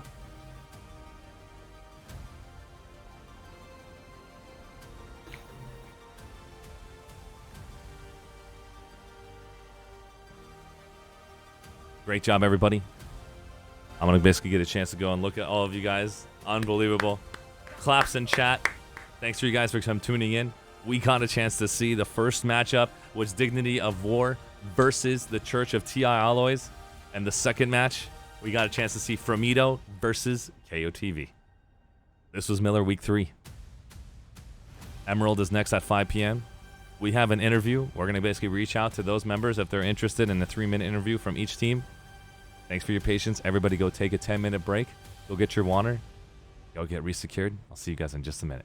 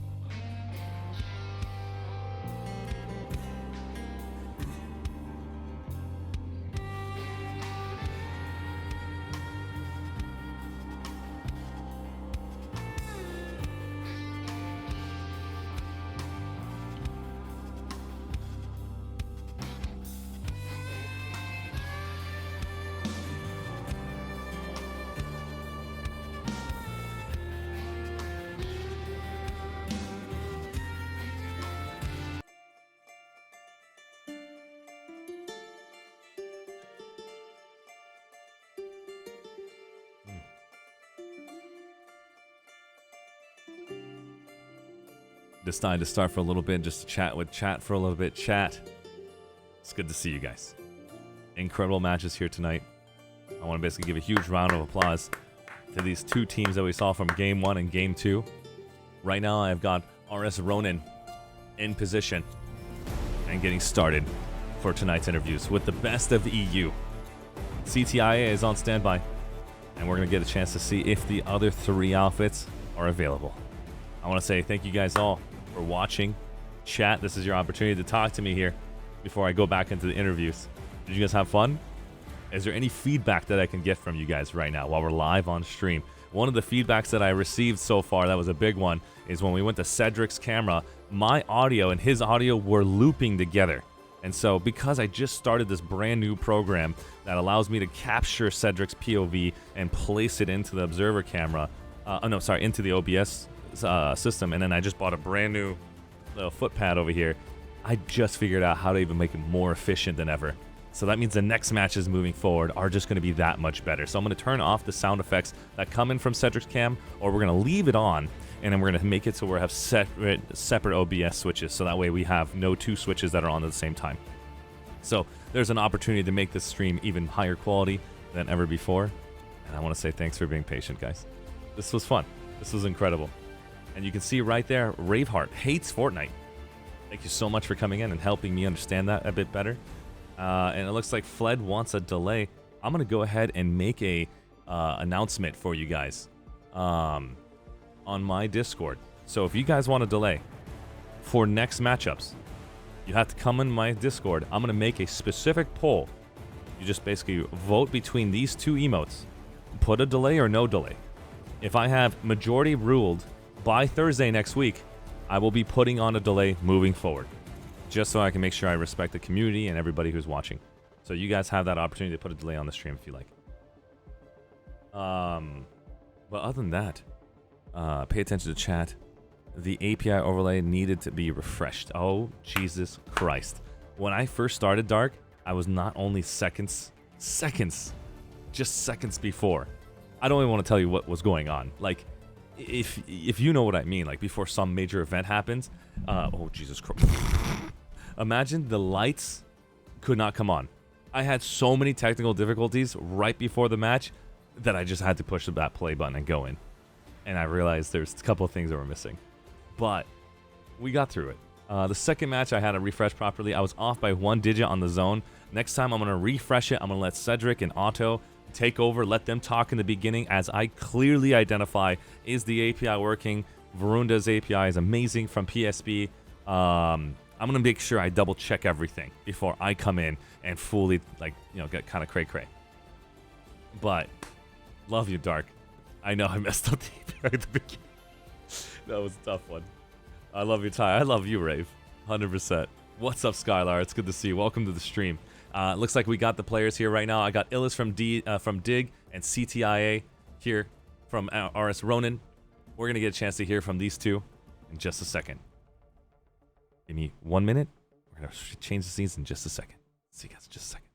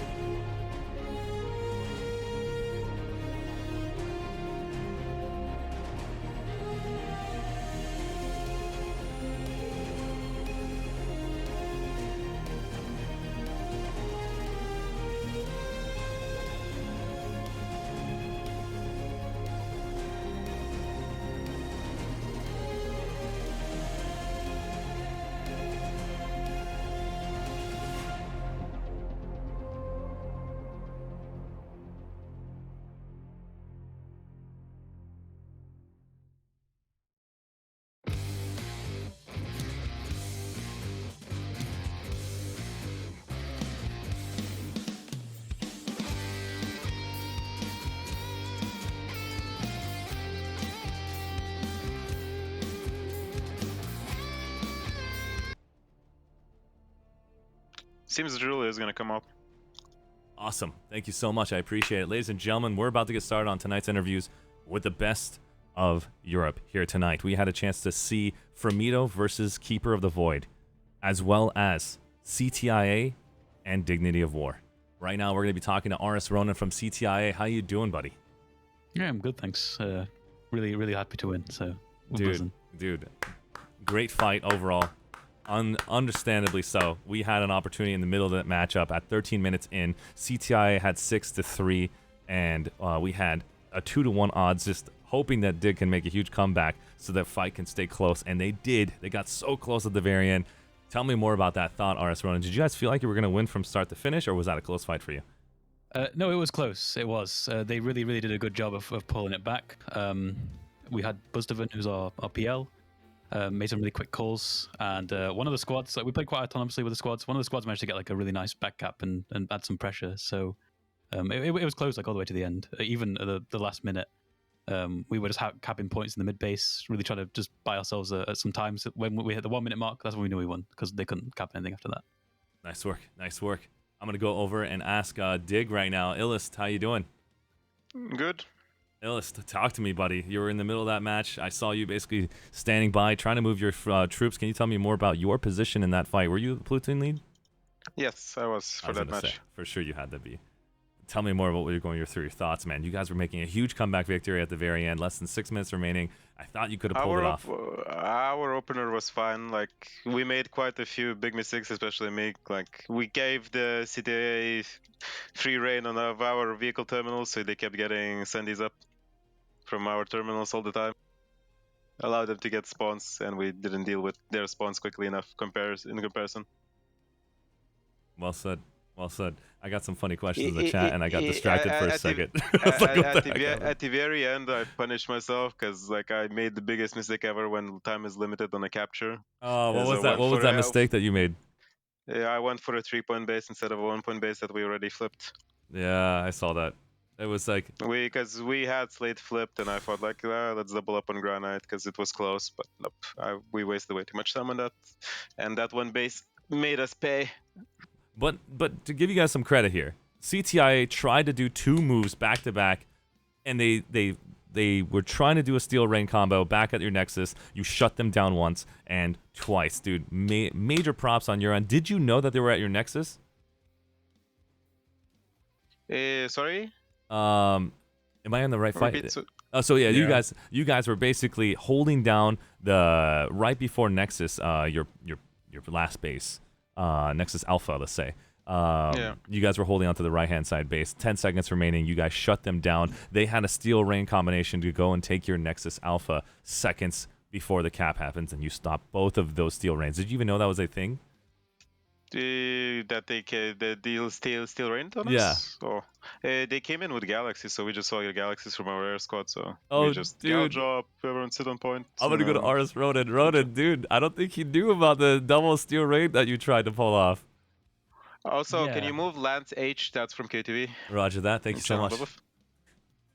Yeah, we used 2 steel rains, and then we also brought 2 gals. So yeah, it was a bit of a messy drop. We did try to get like spawns up and stuff, but they did lock us down pretty well there. So we couldn't like hold on. That was not once but twice, and I was thinking to myself, this is it. This is official. They're gonna make, and then boom, Dig did it again. I'm like, oh shit.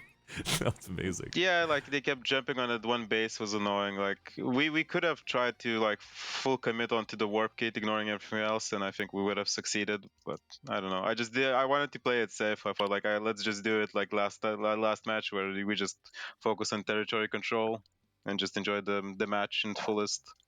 Awesome. Give me 1 second. I'm gonna basically switch it over so that way you guys can see who's actually talking, and we're gonna go dive into the match. Into the game so you guys can see their names real quick. Right now we're having those that are speaking is Illist from Dig T. I mean, no, not Dig T. Dig. I'm sorry. Dig T, yes. No, Dig from Dig.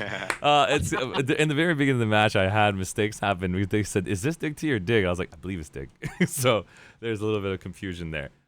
Dig. We're having Illist here. Tell me more about the differences between Dig and Dig T, so that way there's no confusion if they watch this video. Illist. Yep.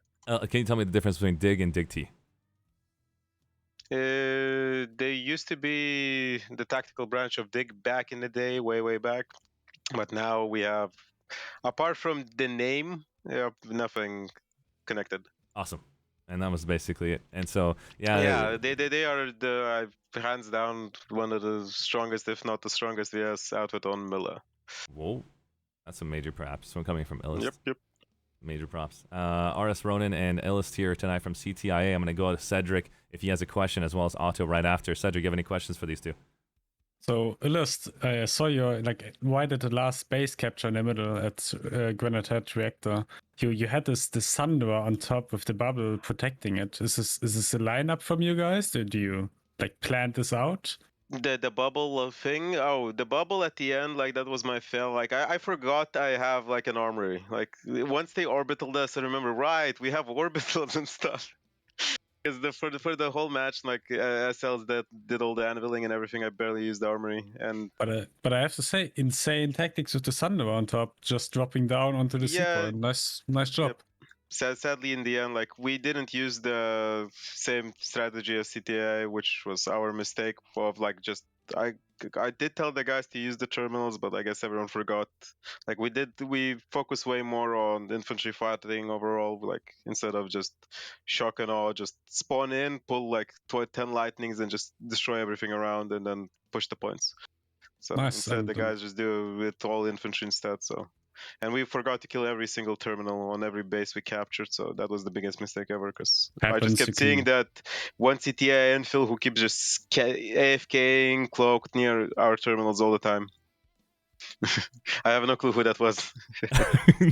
You don't want to give that name away right now from RS Ronan. He's like, shh, just keep that a secret.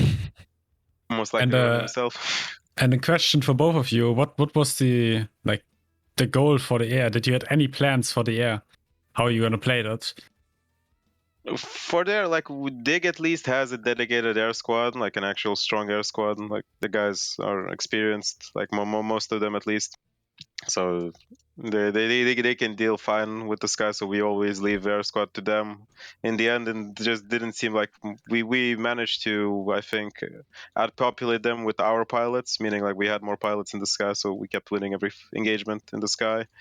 And from what I was told, there was only 3 mosquitoes or whatever that were constantly being pulled and fought them. CTI pulled a Valkyrie with T2 strikers on there. Is that correct? Yeah, we did have a striker Valk. Yeah, I saw that. It was so dirty. We don't have too many pilots. We do have some good pilots in the outfit, but not like a big blob of them. We did have really good leadership, who we didn't have in the last 2 games. So I think we just tried to make do with what we had. And to be fair, from what I heard from our squad, they felt like they did a really good job. So 100%. I'm really proud of those guys. 100%. Yeah. I agree. You guys did what you could against their air. And that one Valkyrie with 6 players inside was flying around trying to do as much work on those ESFs. I was losing my mind. I was really skeptical to see. Incredible. Otto, do you have a question over to CTI and DIG? I only had a question about air, but Cedric asked it already. So overall, amazing fight, dude. Thank you so much to these casters, Cedric, and as well as Otto here, casting for CTI and DIG, giving us 3 POVs, guys. I had my POV camera as an observer camera, as well as Cedric's and Otto. So we had 3 POVs the entire time on your match, trying to give you... With no delay. With no delay, exactly. That's the greatest part. How could you? I talked to other servers, everyone was okay with it. Let me bring my camera back. They said like, yeah, Arshee, you should do it, it's fine. There's no way we can react in time. But again, I don't know. It looks like Miller does not want me to have it. I don't mind changing it. No, it's fine, because we also had observer cams, because thanks for the game being like that. Yeah, because like, as soon as you have 49 and then you can't get the 49 and it looks like somebody played an NC character forcing you out, you get your own observer camera that you can float around and actually give info to your team. Yes. So at that point, why do you want to watch a 5-second delay when you have an actual teammate who can just sit there and say, nobody's here, move? If you have this problem, by the way, give the made a post on Twitter. Give the developer like the chance to fix this and like not report the name. Yeah, you're not getting banned or something, but like give them the chance to fix it. Give them their name. Let them look into the files. I'm gonna bring up the Twitter message so that way you guys all that are watching right now understand that Rel doesn't just use the forums. He also has a Twitter account. And here it is right here. Incorrect team observer camera. Let me bring this onto the stream. making sure that if nothing else is on the tweet. In the round 2 Alpha Wars, did anyone? Yeah, here we go. And you'll see right here, in the round 2 of Alpha Wars in this past weekend, did anyone get placed on the incorrect team, not just toss in the observer camera? If so, what is your character name? That is what he's looking for right now. If you guys want to see that post and be able to actually apply your messages to it, please make sure you guys go check out that rel status. And he's constantly, providing feedback as far as how can he fix and update Alpha Wars through this entire time. Let's go give RS Ronan a chance to speak for 3 minutes, and then we're going to get Illis, and we're going to conclude it, go over from Mito and KOTV. Anything you want to say to the chat, and over to your enemy Dig, and over to your future enemies, or over to the Miller community? Yeah, so I'll just say, like, GG, guys. Dig, you played really well. Like, it was a nice rematch. I think we learned a lot from our previous game, especially our logistics. Our squads were, like, stacked a little incorrectly. So I think we learned a lot from that. But yeah, you guys played really well, so GG. Well said from RS Ronan. Illis, Yes. do you want to say anything for the next 3 minutes? You can say it to the community. You can say it to me, like, Arshee, for the love of God, put a delay. I'll put a delay. Anything you want to say. 3 minutes goes to you. Actually, I'm actually very happy. Like, so far for us, like every single match so far was very enjoyable. And now we get to hopefully get another decent match, because like somewhat equal, skilled teams gonna be fighting, at least closer together. Because right now, I'm not looking forward to what CTIA will have to deal with soon. So, well, it was a glorious match and a rematch. We were joking around because our point scores are very close that we're gonna get a third match again. So, but doesn't seem to be the case. I think you guys might actually end up fighting each other based on how close your scores are. This might be the case. That depends, yeah. How it's stacked. Maybe you'll get from Mita, but we'll have to see exactly how it turns out.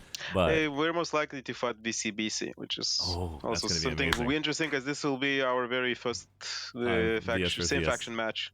Yeah, same faction match. So much I was fun to so see not them. looking forward to those, and also it was so weird being the red faction on Nexus. It was like so weird to tell beacons and all that. Like, as a very, caster very creepy. too, it was one of the most difficult things of all time when the first week happened, and I got to give mad props to Zol for trying to do that. I don't even know how you can cast 2 reds at the same time. That was insane. Because you didn't have the blue and the red, but the devs have fixed it for week 2, and I was only a hero for week 2. So every single week they're just updating, giving us the ability to at least have more comfortability with it. I think that we've talked about it last week with, I think, Connoring and Emerald, and we just concluded that overall, maybe make it 2 different colors from red, blue, or purple. Make it probably yellow versus black or something like that, just to make it to where those 2 colors do not represent anything that we're comfortable with, and they stand out a bit more. But red versus blue, when you're freaking purple, it can be a little confusing in your mind, and when you're supposed to be shooting reds and now you're shooting blues because you're freaking NC shooting a red team when that is blue, it's extremely confusing, whatever I'm talking about. But you get more comfortable over time throughout the match. But other than that, dude, I'm going to ask big questions over to RS Ronan and Illis. Are you guys having fun in Alpha Wars 3.0? Is this what you guys were expecting from Alpha Wars when it officially gets launched? Go ahead. I can't really say, because like the previous Alpha Wars was a 3-way format, which was like some teams do better, some teams do worse in that format. Like, this one was 1v1 with clearly some issues, like people getting used to colors, same faction matches being very confusing, because same armor color and everything. True. And so that means if they fix the color issues as well as the desyncing, some of the disconnects, this could be very polished Alpha Wars, correct?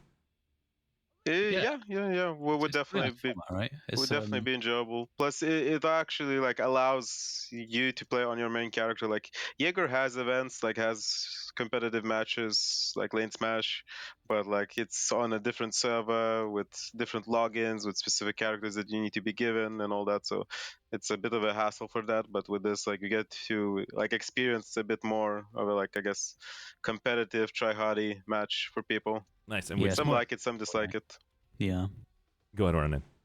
I was gonna say, like, I just like the fact that you actually get to focus on your opponent. The 3-way games are a bit messy. I think it's a lot better this way, and I agree. It's like the accessibility helps a lot for like the sort of more casual players as well.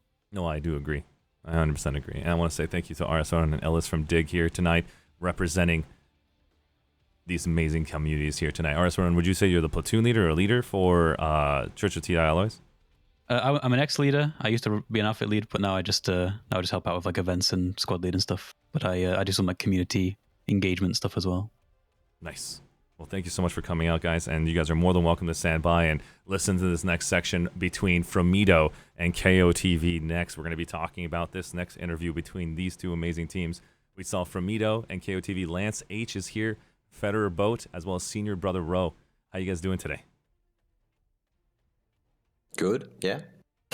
Yeah. Hi. What's up, guys? So we also had the same kind of casters here with Cedric TV casting it with Otto and myself. 3 POV cameras. Sorry, not POV, observer cameras. I will basically annoy Illist and RS Ronan as well as you guys.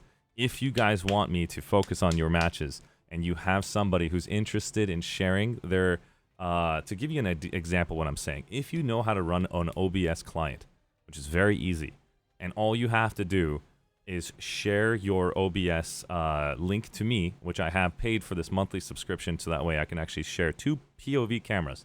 I'm able to actually showcase first-person shooter gameplay. You don't have to stream to Twitch. It'll be directly onto the stream, and it will show you your in-game combat. Traditionally, imagine Call of Duty, Warzone, Champions League, and you are in the middle of the match. Illis is running through that hallway, is already applying pressure. We've seen that POV. His team is there. He goes down, gets revived, and they take over that point. I switch the camera. There's no reason to stay there anymore. He might be redeploying. We don't know. And that's all we showed is just that POV of his shooting play. Now, if he feels uncomfortable, of course, he's in the platoon angle, and he's always sitting there not moving. There's somebody else that they can pick to show that POV. And that's where I want to start taking advantage of that, because we don't have the ability to be an observer camera and actually diving into your tank or your aircraft or your infantry character. Think about it if you guys are interested, and if you guys want me to put that delay to make you feel more comfortable, tell me anything you want. I just want more angles of these matchups to make it more exciting. Let's go over and ask Fromito the same question we asked to CTI and DIG. Are you guys having fun in Alpha Wars? So far, so good. Yeah. Is this 3.0 what you guys were expecting? Having that ability to enjoy the 1v1 and the map design, or would you like it any different? I like the map very well. It's a good designed map. I mean, it came from the earlier times of Planetside 2, so I think there was a lot of thought process put into it. And the one-on-one matchup is, of course, more balanced than the 3-way fight where double teaming can happen. I think with a bit more improvements, a bit more options in the mode itself, like a challenging system or alliance system for outfits, it can become a good mainstay for the game itself to promote not only the open world one, but also a competitive area. Well said. Well said. I appreciate it. And that means if there's anything that we can add to this, what would you add? Or is this perfect? Alliance system, first and foremost. It's annoying that people have to leave their outfits in order to play with other people. Okay. In case you don't make the numbers in your own outfit. That is the first thing that needs to go in.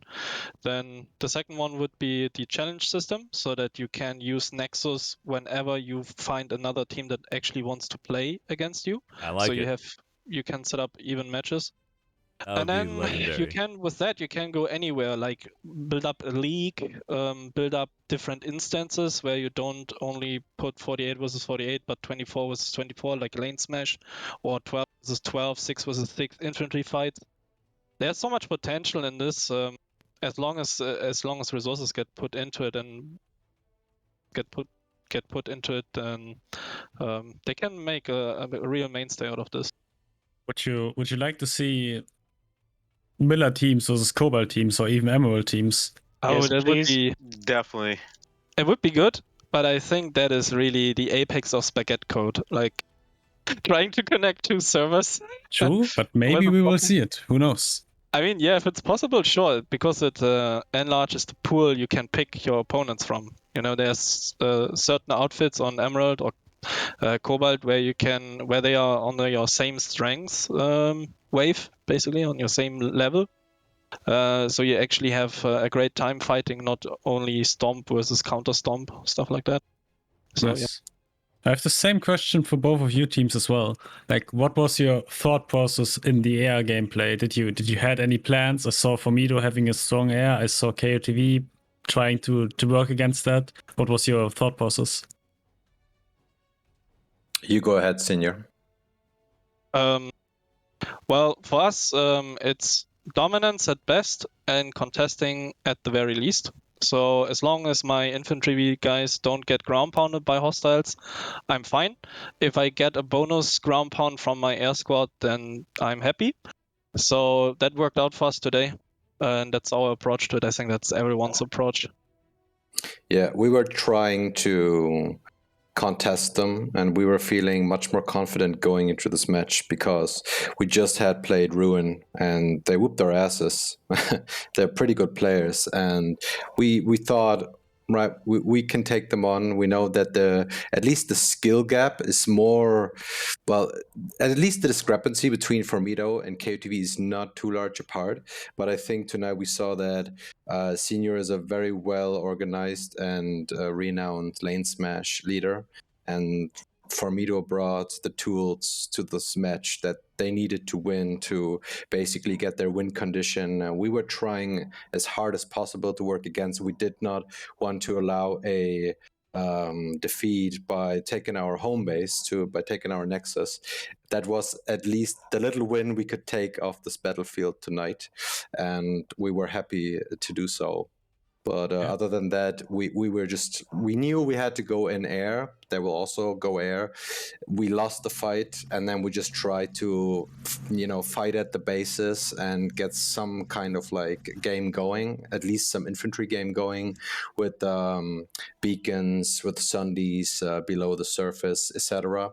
But their contest was just too good, and in the end, we still went off the field with our heads held up high, and we enjoyed the match. We were trying to work on what went not so well in the last matches, and we're still looking forward to the next match. And it's a great thing for the community. It's a great thing for the Miller outfits and in general, yes. Nice. I have one more question for KOTV.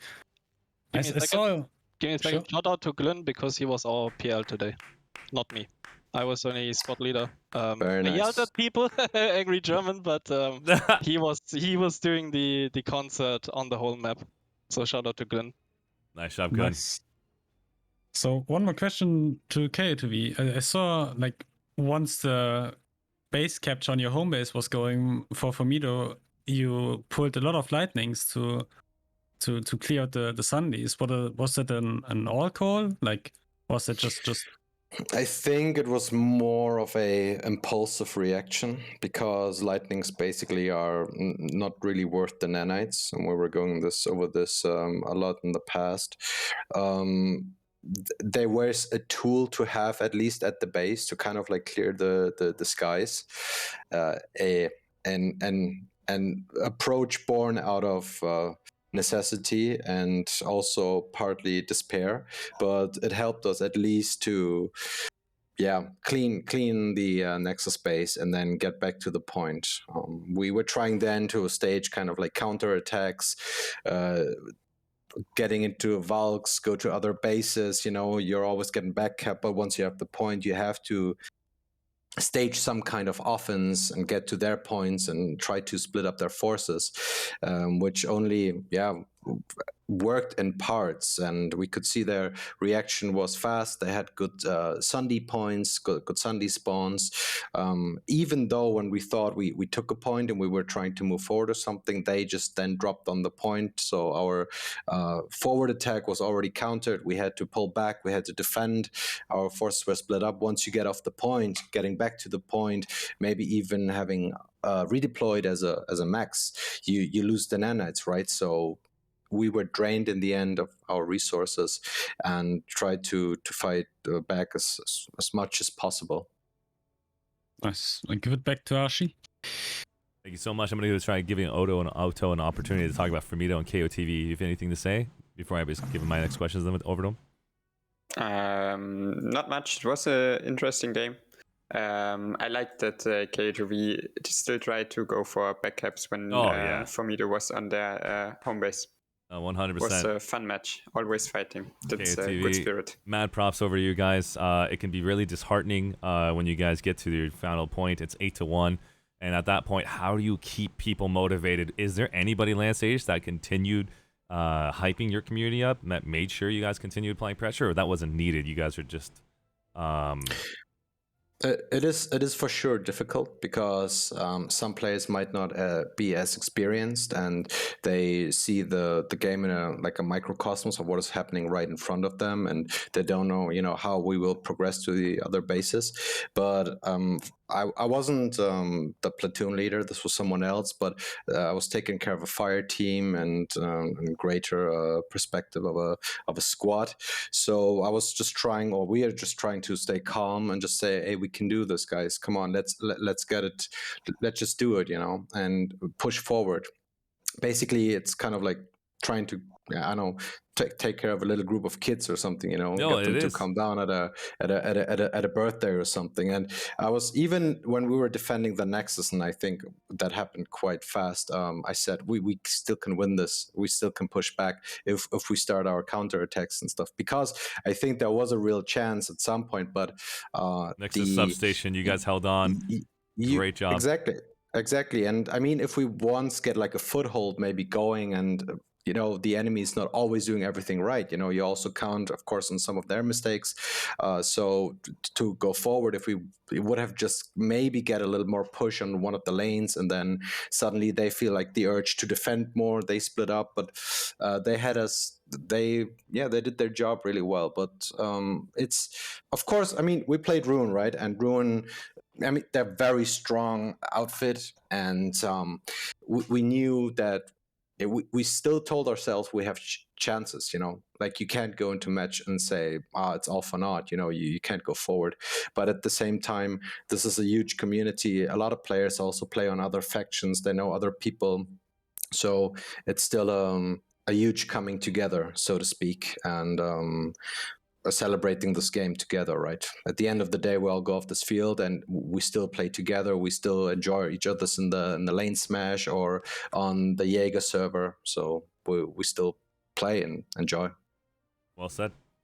And I'm going to give you guys both a chance. KOTV, I didn't get a chance to ask you as well. Are you having fun in this 3.0 Outfit Wars? Is this the official 1v1 design? Do you want to add anything to it? Or there were some really strong points that were already mentioned before. I think, like, get rid of the hiccups because they were driving us insane tonight.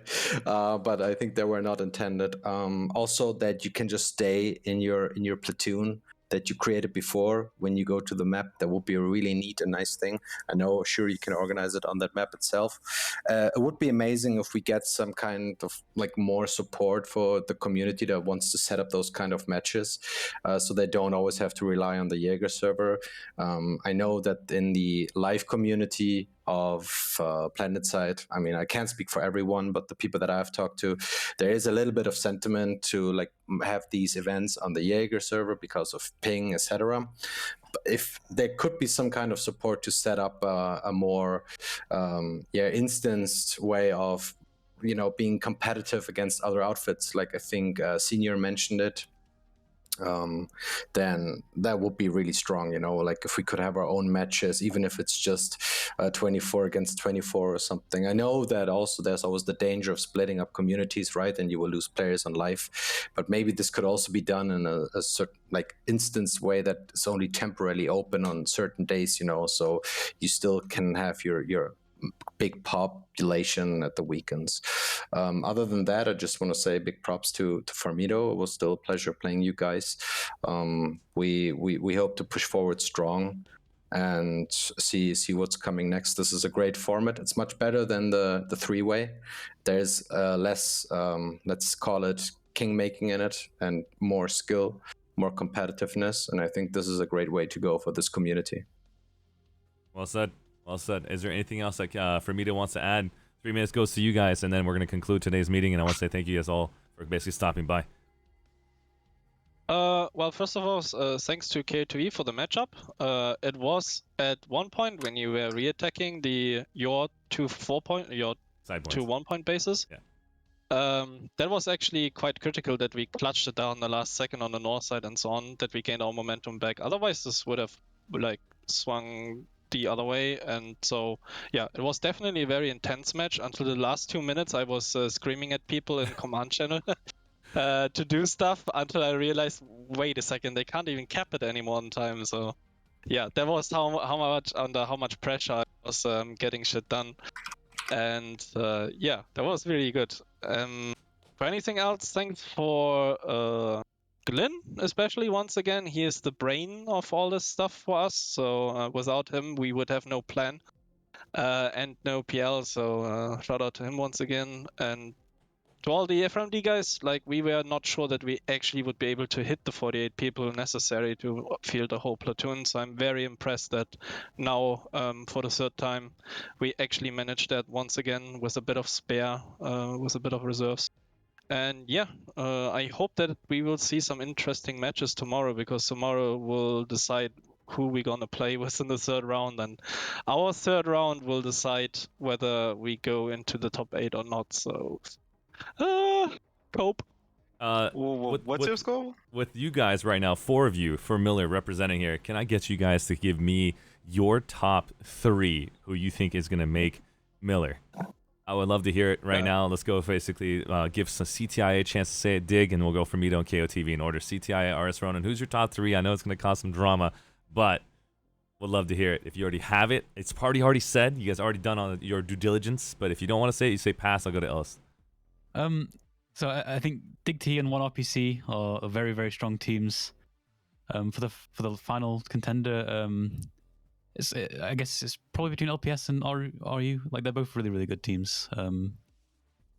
It's hard to say, but they're definitely like of those 4, they seem like the strongest at the moment. Unbelievable. Illist from DIG. The first place, like, I don't know, 1RPC seems to be the strongest because it has quite the large count of players who are very, very good. So, like, DIG 1RPC was definitely at the top, and I would still say Ruin would be a bit stronger than LPS. So, like, at least everyone keeps talking about the air that Ruin has, that it's very strong, which we will see tomorrow when they fight DIG. So, will be a very interesting match to watch. I'm excited. I will not be able to do Miller tomorrow. That sucks. But I will be doing Cobalt's top 4 teams. So sadly, it's happened like last Alpha Wars. I try to split Miller and Cobalt 50-50 as best as I possibly can. And so when I see you guys again, tell me more about what's going on in your server, and I'm excited to see more about what it's going to turn out. Let's give Feder a chance to tell me your top 3 from Fermita. Well, DIG and 1RPC are already in pretty much, and I think LPS has a better chance than Ruin, actually. LPS has a better chance than Ruin. You heard it. Let's go to Senior Brother Row.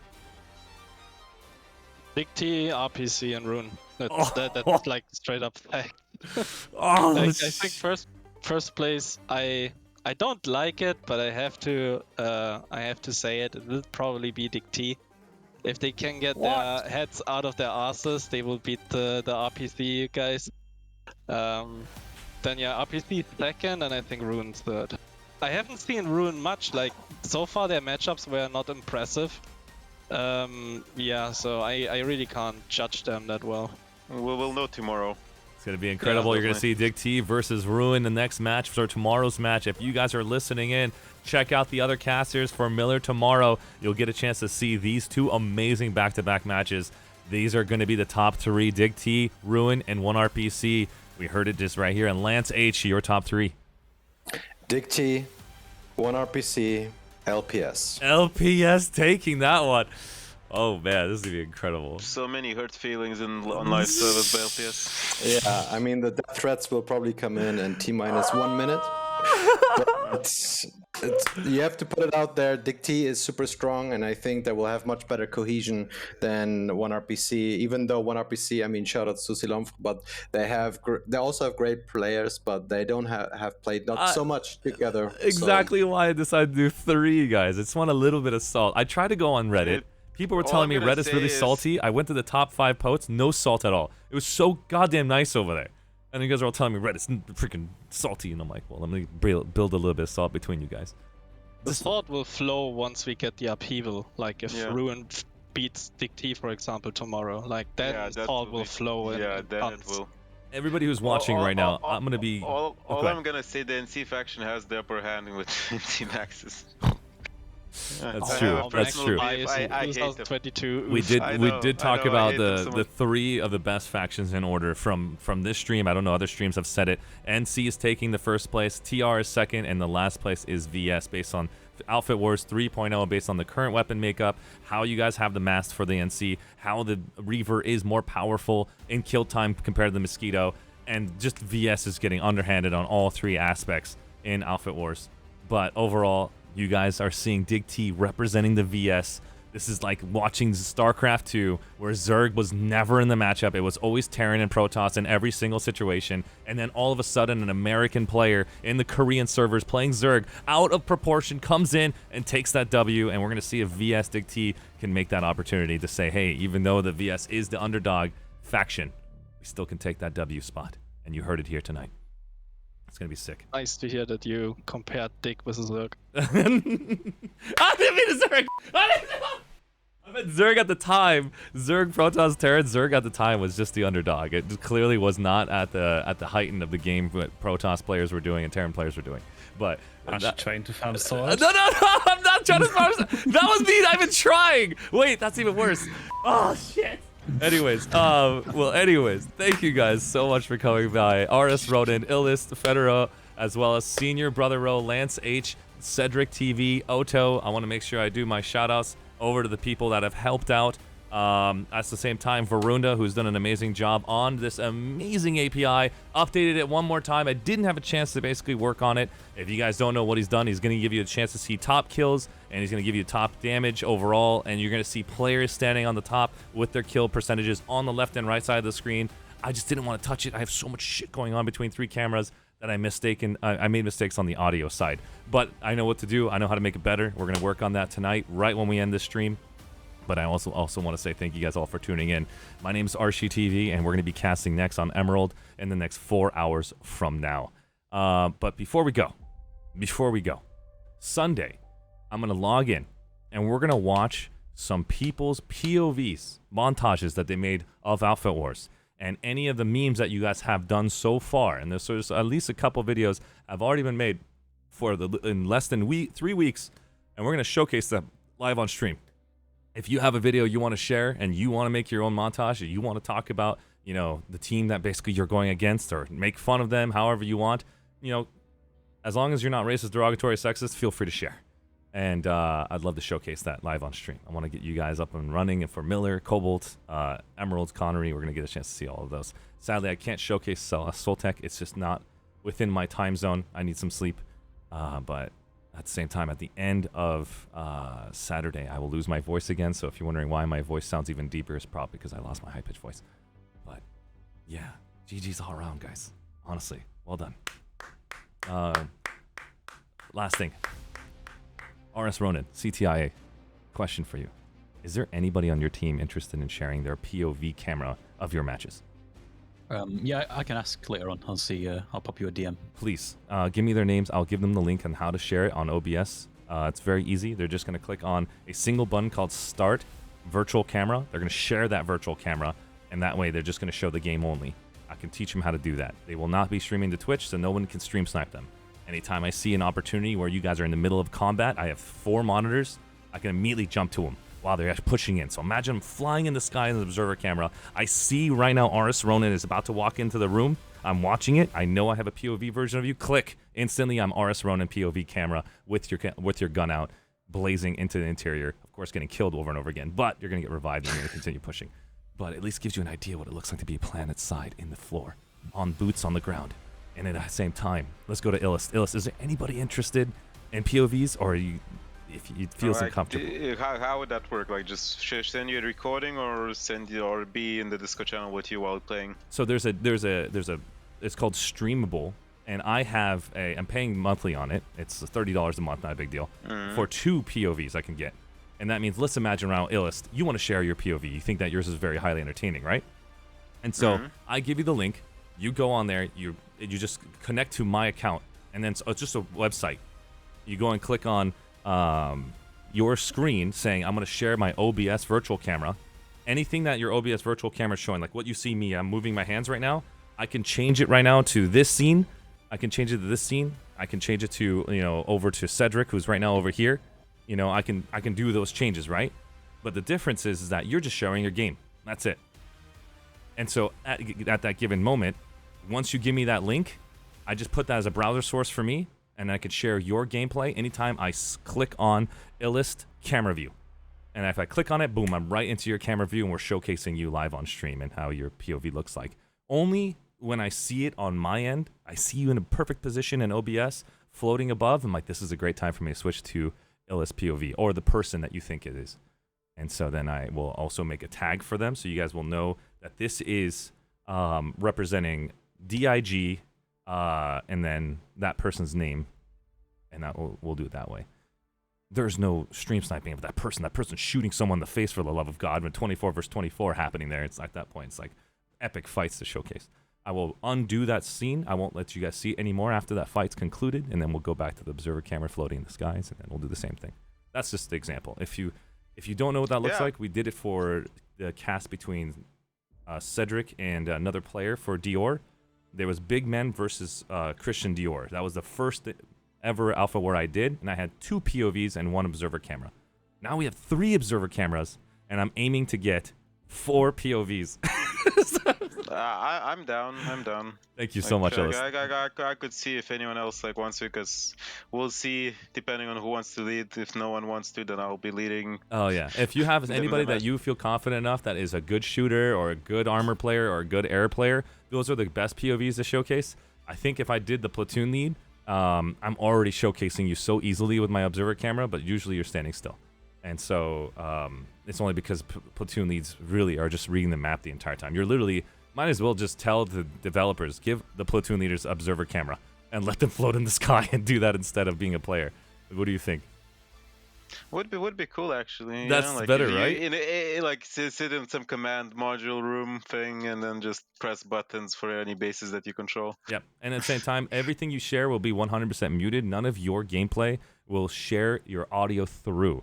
And so when you share the audio of your game over to me and you have the same audio coming through for your audio, I would shut down all audio at that point. I'll test it out, hear you, and if it turns out if you don't have multiple audio sources, not a big deal. I will just select that game alone, and that's it.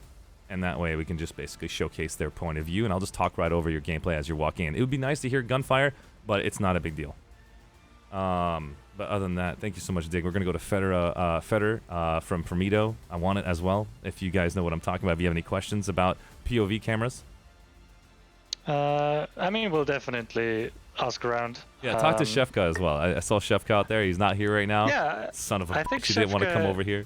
I'm just kidding. I think Shefka's POV would actually be interesting because both Senior and me are squad leads. Yeah. So, Tell him I said hi, and at the same time, if he wants to share that camera view, if anybody else wants to share it, they're more than welcome to, and I'll do my best to make you guys look good. Will the in-game platoon chat be transmitted? No. If you No. click on I won't have any audio come through.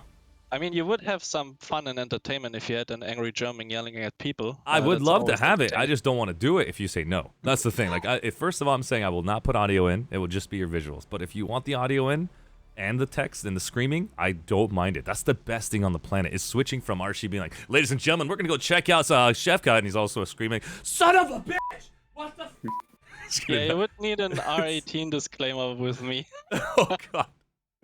But Poisoned Al.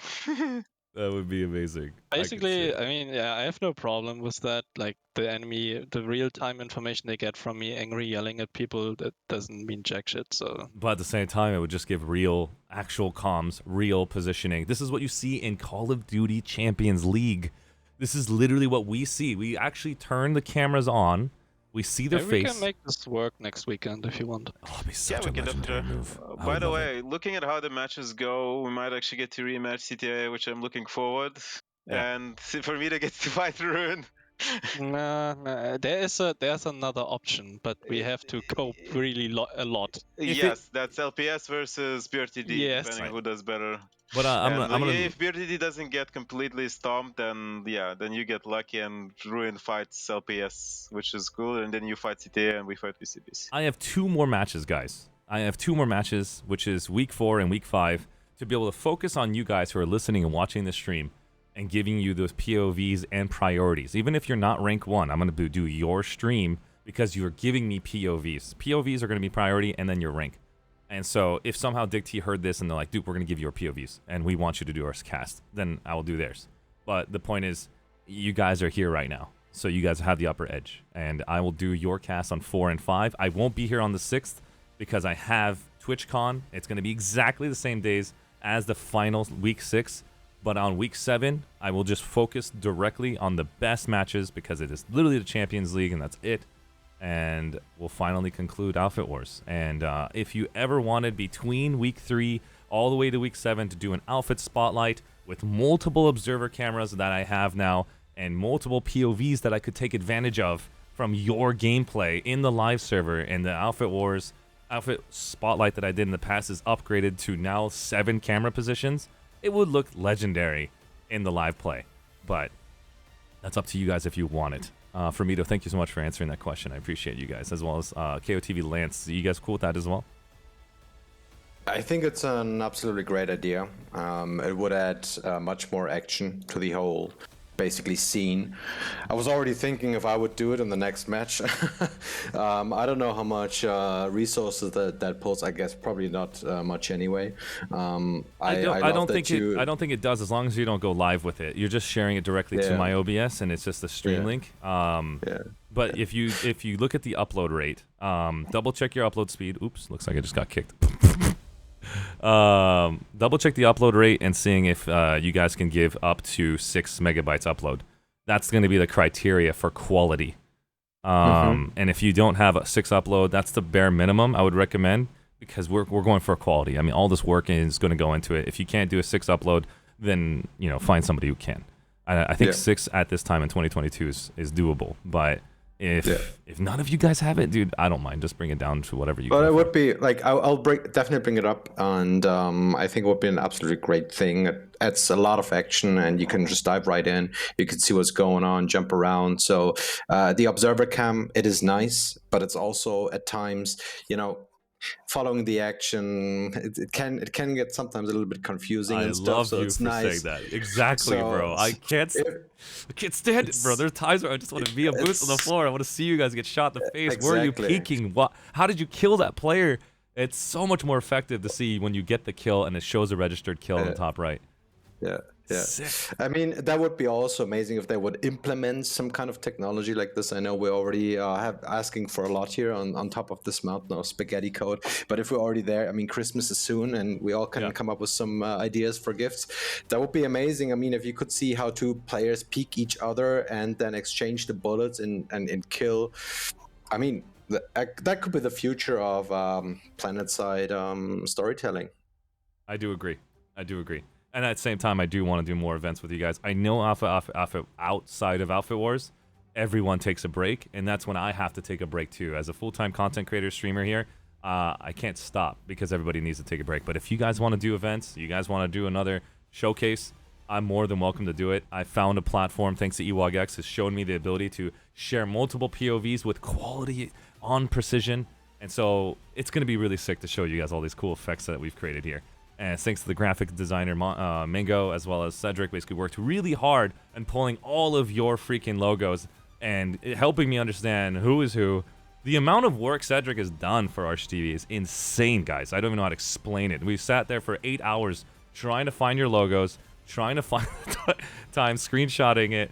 And so thank you, Cedric, for all the hard-ass work you did. I'm gonna actually take the opportunity. If you have any special logos that represents your outfit that are not in the Planetside API, please reach out in the Discord, or like send Arshee a direct message, or even me, to give us that logo. Look at Church of TI Alloys. I'm gonna pause it. This is coming from the Planetside Outfit Wars database. There's a website. I don't know where we got it from, but this is all I can get. And of course, Dignity DIG. Sorry, I'm gonna keep saying T. Dig, this is what I got for the highest quality opportunity. You can just see the clarity from what my editor can actually provide. And same thing for you, Keeper of the Void, as well as Fremido. I'm using literally the smallest circle, and we had to, blow it up. And so if you guys really want your logos to look more clean, feel free to send me a higher quality logo. And I will upload that logo to another render for the next matches for you guys. Ours should be beautiful. That's what I'm talking about. That's what I'm talking about. Well, hey, guys, I won't hold you guys here any longer. I love you guys to death. Thank you guys for basically tuning in. My name is Arshee. I'm going to go ahead and mute right here, talk to the chat a little bit, and then we'll end tonight's stream. Anything you guys want to say before we go and basically focus on chat? I'm glad to have you back in Planetside. Thanks, man. Thanks, man. Thanks for coming for the freaking interview. When I saw you, I smiled like a little kid again. I got invited by Ronan. I thought like we already missed our chance because it was like maybe half hour after our match already. I thought like nothing's I was going on. No one's spamming you inviting us mail, anywhere. like someone get in this room now. Someone has to rep dig. Yeah, I told everybody, listen up from now on. I just want every single stream at the end of it to go to PSB, do their interviews first. They put a ton of work for Planetside. I'm showing up. Surprisingly enough, PSB, I imagine PSB didn't even cast our match because I couldn't see anything. I think you're the only one who casted us. Crazy. Because I kept trying to find a VOD from PSB and none of the casters were watching I think they were lacking us. casters for today. I see. From what I saw. For a moment I this thought weekend, like maybe because you're casting us, maybe it was planned, so... It could be. I gave my outfit. Did I even announce it in time? You guys had no clue who I'm basically doing next. No, there's no way they knew. Because I don't even know how to explain the level of overhead I have, but you guys have way more overhead than I do. 48 people you have to work on. You gotta organize platoon positioning. You gotta make sure you understand the map. You gotta counter your enemies. You guys know exactly what I'm talking about. So I have my own little shenanigans that I'm having to deal with. I'm always up in the ante. I'm always pushing the envelope, and so is everybody. So is all these casters, and this is what makes Planetside 2 so much fun. GG's. Also, just out of curiosity, like in case, like Royal matches, like it was pointed out, like why are those maps limited from Jaeger? Well, like why not get people to organize like stuff like even on Desolation, like Desolation, like because of Nexus, what happens to Desolation now? Because Desolation was like a decent map, like I actually enjoyed it as well. I think I don't know. I've always been a advocate to this, but I'm also not as active as you guys are in Planetside. I always thought about game modes, on how much value that offers. It's very similar to Call of Duty game modes. You have the original game mode, and then you have a lot of small little game modes. Like you guys were saying, try to create Outfit Wars to be Challenger mode. Those are really just called game modes at that point. Make it a game mode to where all the random players can sign up to Desolation and do a 3-way on Desolation, and enjoy that alert. And it'll be a small alert of 48 versus 48 versus 48, and that's it. If the next, queue system while you're on the live happens, you can go to an Outfit Wars Desolation. You can enjoy that 1v1v1 setup. That is exactly like the live, and but more intense on the construction side. And so, I don't know. They have so much opportunity, and I'm excited to see what they do. That's all. Like at this point, like I wish if they swapped out Cold Tier. I haven't actually seen, is Cold Tier still in the map thing? Like, is it in the rotation or not for continents? Nope. No. Because like what would be, because it's like similar type. Like it's 3 factions, 3 warp gates, and limited people can get in the continent. So it would be cool to have something like that for just even for live. True. Like, while the main continent is busy, everyone can play on Desolation, which would be quite interesting, I think. Yeah, I just think that it would make it. I don't know. When I played, I know I'm bringing a different game up, and it's Planetside, but I think it's very important to bring this up. When I played New World, and I went full time into it. If you guys did follow my channel, they didn't have any endgame. The endgame was really not there. It was just a 50 versus 50. Like Challenger mode, Outfit War, every single day. That's all we had. There was no real excitement to PvP anywhere else other than these other simple game modes that they had that made one class stand out the most. It was just a bunch of freaking bow players, snipers, and we were just constantly getting killed over and over. There was no medics, because if you played a medic, it was just not really great. It wasn't fun, because your team would just get deleted instantly. And so it just turned down to focusing on Outfit War matches that were every single day, for like 3 hours a day, and then you just log out because there's nothing else to do on the game.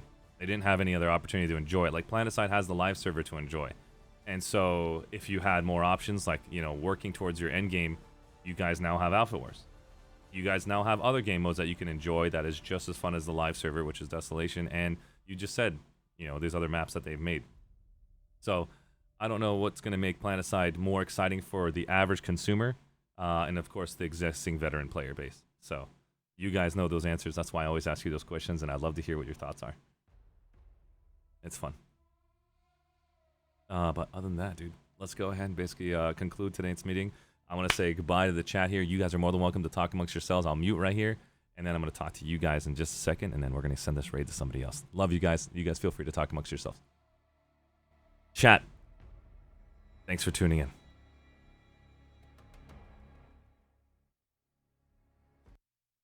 I just lost my music.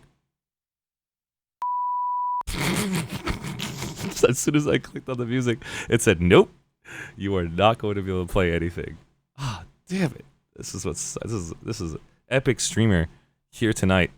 That's what I'm talking about live on stream. Yeah. There we go. Found the song. Mofker, Dark Nebbles. It's good to see you. Rye. I'm going to turn the raffle on. I'm going to give you guys that chance to get that W. Let's turn the all the effects back on. Connecting to the chat. Resuming the alerts. Drop it. Thank you so much for the follow. We're gonna hang out here, and everybody who's given me a follow, everybody who's actually, you know, supported this channel, I'm gonna let that go through, and then we're gonna go ahead and give out that 100K. Drop it. We have a lot of follows coming out. I don't know how many followed. Thank you guys so much. Fresh Bunny Poo for the follow. As well as Nom, Nomad. How far down is this? Oh, it looks like we're going to be having a lot of players come in. Avalon, thank you so much for the one cheer. Iran also for the follow. Can I mute the sound effect of the alert? Yes. Thank you so much, Render, for the follow. I appreciate you. This is going to be constant going through. Usually I have that alert sound effect when it's just a single, but we're going to just have all these individuals right here. Kotamir for the follow, as well as Ivera, Captain Bundy's, RS Ronan. Appreciate you guys following the channel. Again, we're going to do the 100K raffle starting right now. Bananas are not working.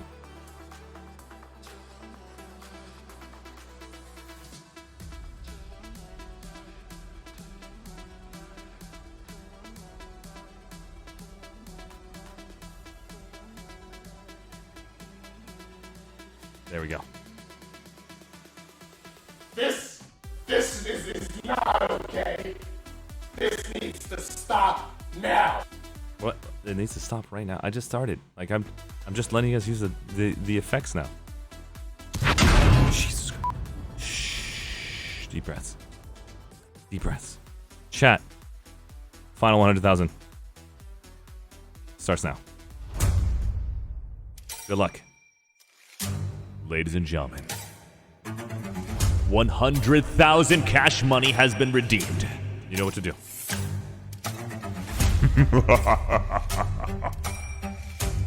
One lucky person will win tonight. 100,000 cash money. Type !join to play. Getting a chance to see who is online right now, who I can send that raid over to. Chad, if you could do me a favor, tell me your outfit. Tell me who you represent. You have less than 15 seconds! Put your hashtag on there so I can actually raid you. But I have somebody that's online I haven't seen in a long time. And we're going to go and send that love over to that player right now. This player I haven't met in a very long time. Let's go send that raid over to the one and only GR Chronic, and congratulations, Thel, taking that W. Ramsey and Jockey Bird here tonight. Congratulations, guys. We're going to go send that raid over to GR Chronic. I had a chance to meet GR Chronic 2 years ago, and was representing on Emerald, the NC, and so I haven't seen him in a long time. We're going to share that love over to another planet, man. And thanks for coming back. Thel taking the W once again. That's what I'm talking about, Thel. Live on stream. And you see Daddy and O2, L2 were just like seconds away from clapping your cheeks, but they were just seconds. Just seconds, just like in Planetside. We're just like about to take that 8 point, but Thel just came in. So I'm just talking about Thel taking the W. I'm sorry. Well, it is what it is. We're just going to go ahead and send the raid over there, if you guys don't mind. This is my raid message that I like to basically put smiles on people's faces. If you want to, feel free to say anything you want. Represent the raid. Copy and paste your breathtaking over to him. And if you have my emotes, you feel free to basically put the emotes in between it. But at the same time... No, they're not chickens. They're real people. What's wrong? Anyways, long story short. I'm going to go ahead and do this one. And thanks for copying pasta, guys. I'll see you guys later. Peace.